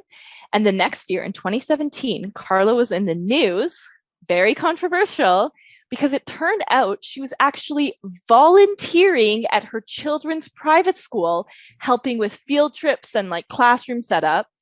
And the parents found out and they were not pleased, despite her criminal record.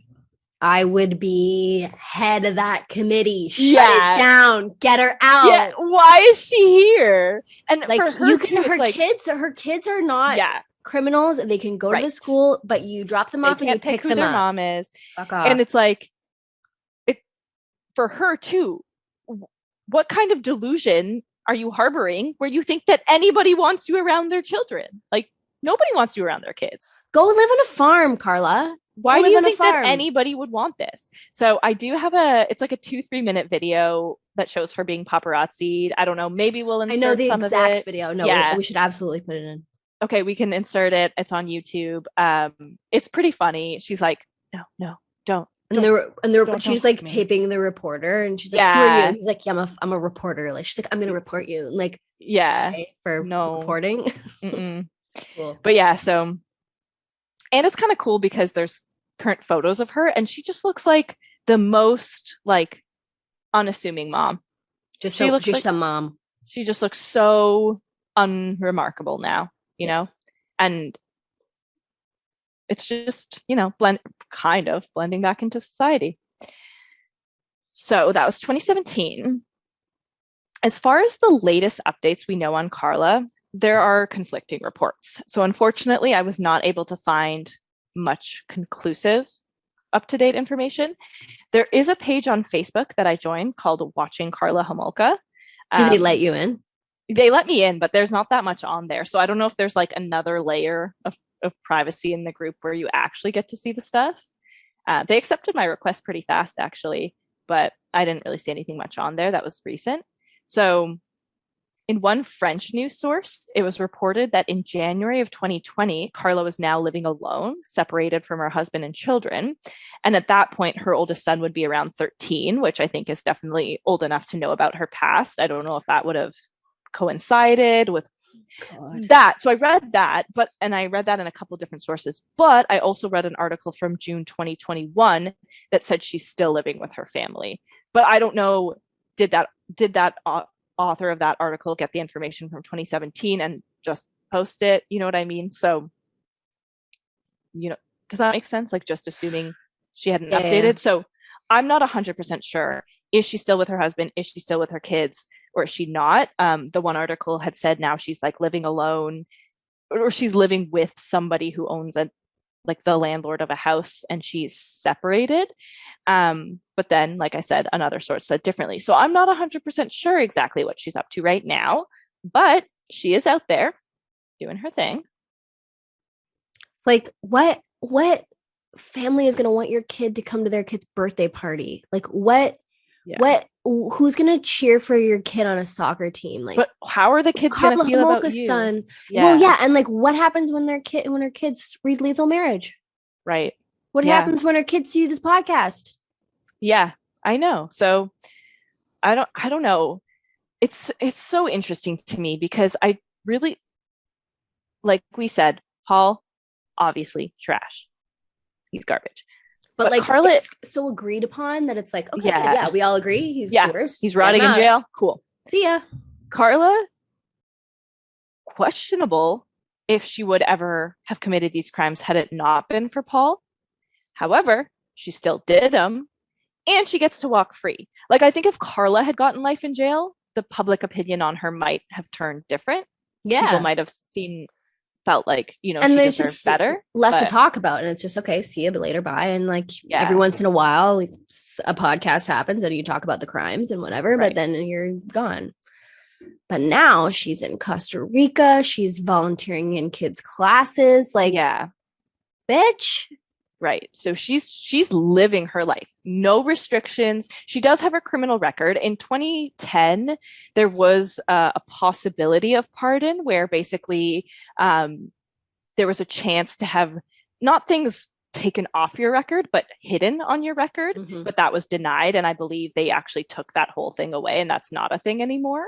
So it's always going to be on her record, but it's like clearly the school wasn't doing a background check on her. So it's probably something that would only come up if she was arrested again. Which is crazy because I was under the impression, like, at least like, my kid goes to preschool and like no adult can step foot in that classroom unless they've had a police check. Yeah. It was a private school. I don't know if that makes a difference. It might. So, I mean, this is like its own private school, but like, it's not a private school. It's a different school, but it's like its own different school might have different rules kind of thing. But like if you're not a public school, you can decide to have that or not, I guess. So yeah. So that's everything that I have on Paul and Karla. Actually, we have reached the end, everybody. Damn. Many, many hours later. Yeah, that was a lot of hours. And like, that's a lot of information. I'm glad that we got to chop it up. So, first of all, like, however many hours that would be, I'd have fallen asleep because I'd be tired, but it's a lot. It's a a lot It's of a lot to information take to in. take in. Yeah. And it's extremely shocking. I've had a couple friends who listen to the podcast being like, who kind of had this a similar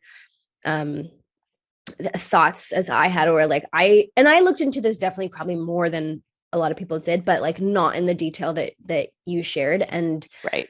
it's the details of the actual assault and crimes and murders that are just really hard to Just listen disgusting, to. They're sickening. disturbing. I did not, I'm telling you, I've said this multiple times, but I did not include the detail that I could have. And even as I went back to add more things into my script and everything, I kept opening those pages just as I read through and reading it again. And there was definitely times where I kind of skimmed some of it and then I actually lock in and read it. And it's awful. It's really, really fucked up. And yeah, it's super sad. I mean, Yeah, one of my other friends, V, the head knocker, shout out. she was telling me today that she I think had relatives in Niagara Right. Falls, and so she was like, we drove by the house all the time. And Crazy. like it's a very especially I think in Ontario, it's a very well-known crime. Like Yeah, everybody here is for more sure. so like in that generation or whatever, our Yeah. age and older, like everybody knows who Paul and Karla are. This is Yeah. like But knowing the huge details. deal here. To me, the interesting thing to really dive into was the public opinion of Carla. And when I originally kind of skimmed the case and knew about it, it was very much Paul and Carla as equal partners, both equally sadistic.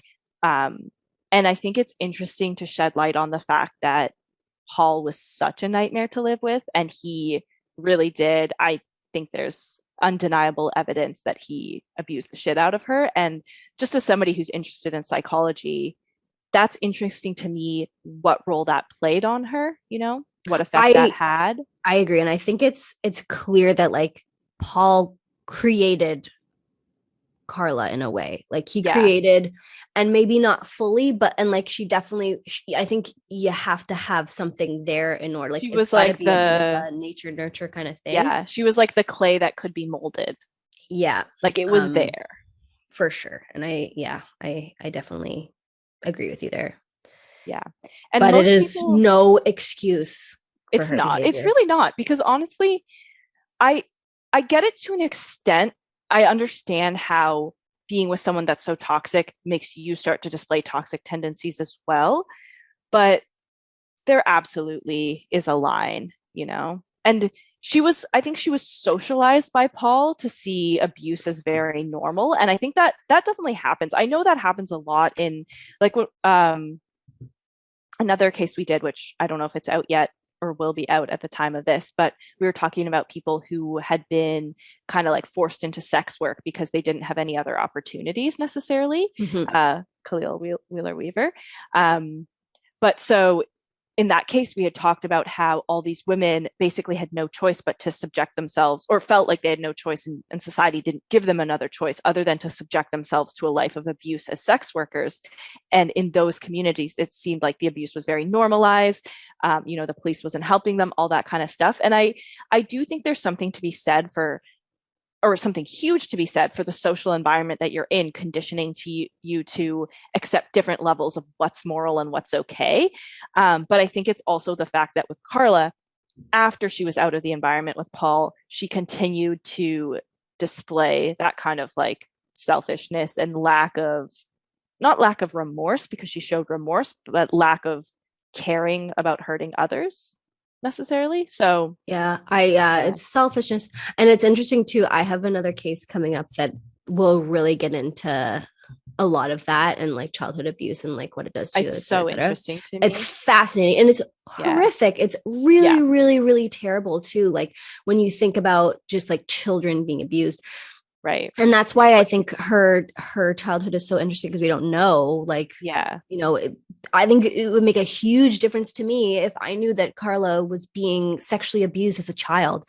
But right now, it doesn't really seem like that happened. Yeah. There's no evidence for it. I think early socialization definitely plays the biggest role. But what I feel like is if your early socialization was just toxic enough, then your mid-teens, early adulthood is gonna like you're open to being very influenced at that age, because that's when you're kind of becoming an adult, and that's when you're like really seeking role models and really seeking to like discover yourself and find your like place and find an identity for yourself. Right. And from what I understand, like most conventional theories will say most of your brain development happens by something like 7 years old, but people say up until 25 you are still pretty susceptible and more, you know, still developing. So I do think those like 17 to 25 years, like I do think that's a very susceptible age. But I agree. It's interesting to me because I will say one thing that I feel like most murderers or serial killers that we know of are lacking is a supportive family. And it really seems like Carla had a pretty fucking support, or has to this day, a pretty supportive family. If they weren't then, they are now. Yeah. So it's one of those things where maybe we'll never know. We can kind of only guess. I would say that the theory that Carla, like, I think it's a little bit of both. I think that Carla definitely had some pent up frustration and anger in terms of just kind of having her fantasy shattered of this perfect life, and was lashing out at these girls and probably did get sexually aroused to an extent. But I also think that the reason she had so much sadistic impulse built up was because of all the shit Paul did to her. So that's kind of where I stand on it. Yeah, I think it's a theory.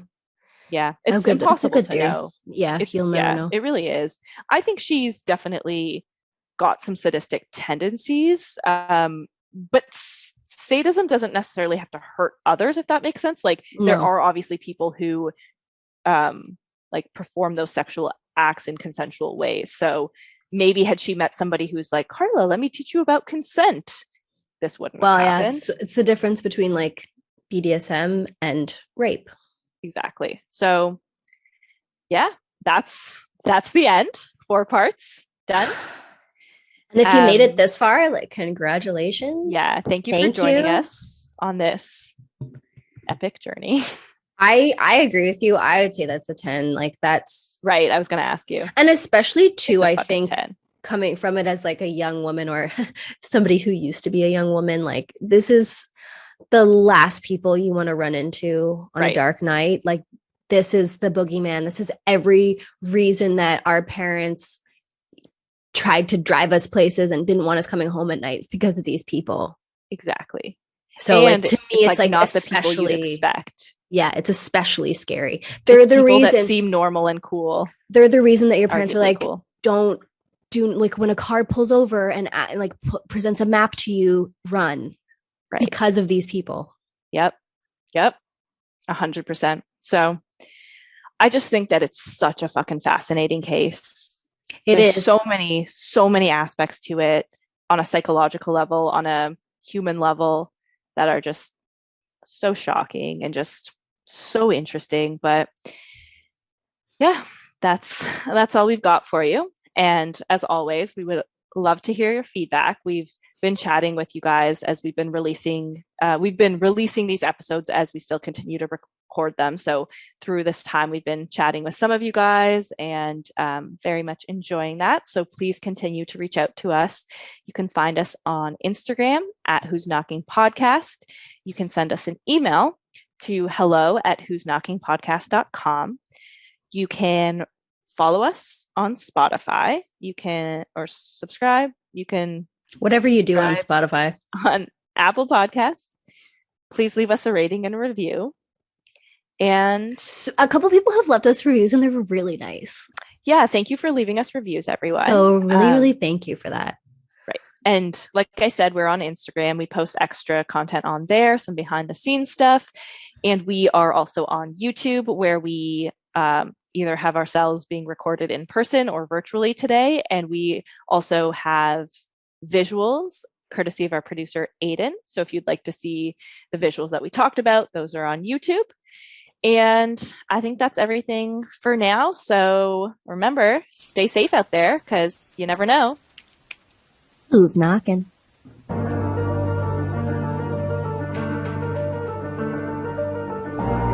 This podcast is produced in collaboration with Lost Line Media. Artwork by August Digital. Music by Matthew Cook.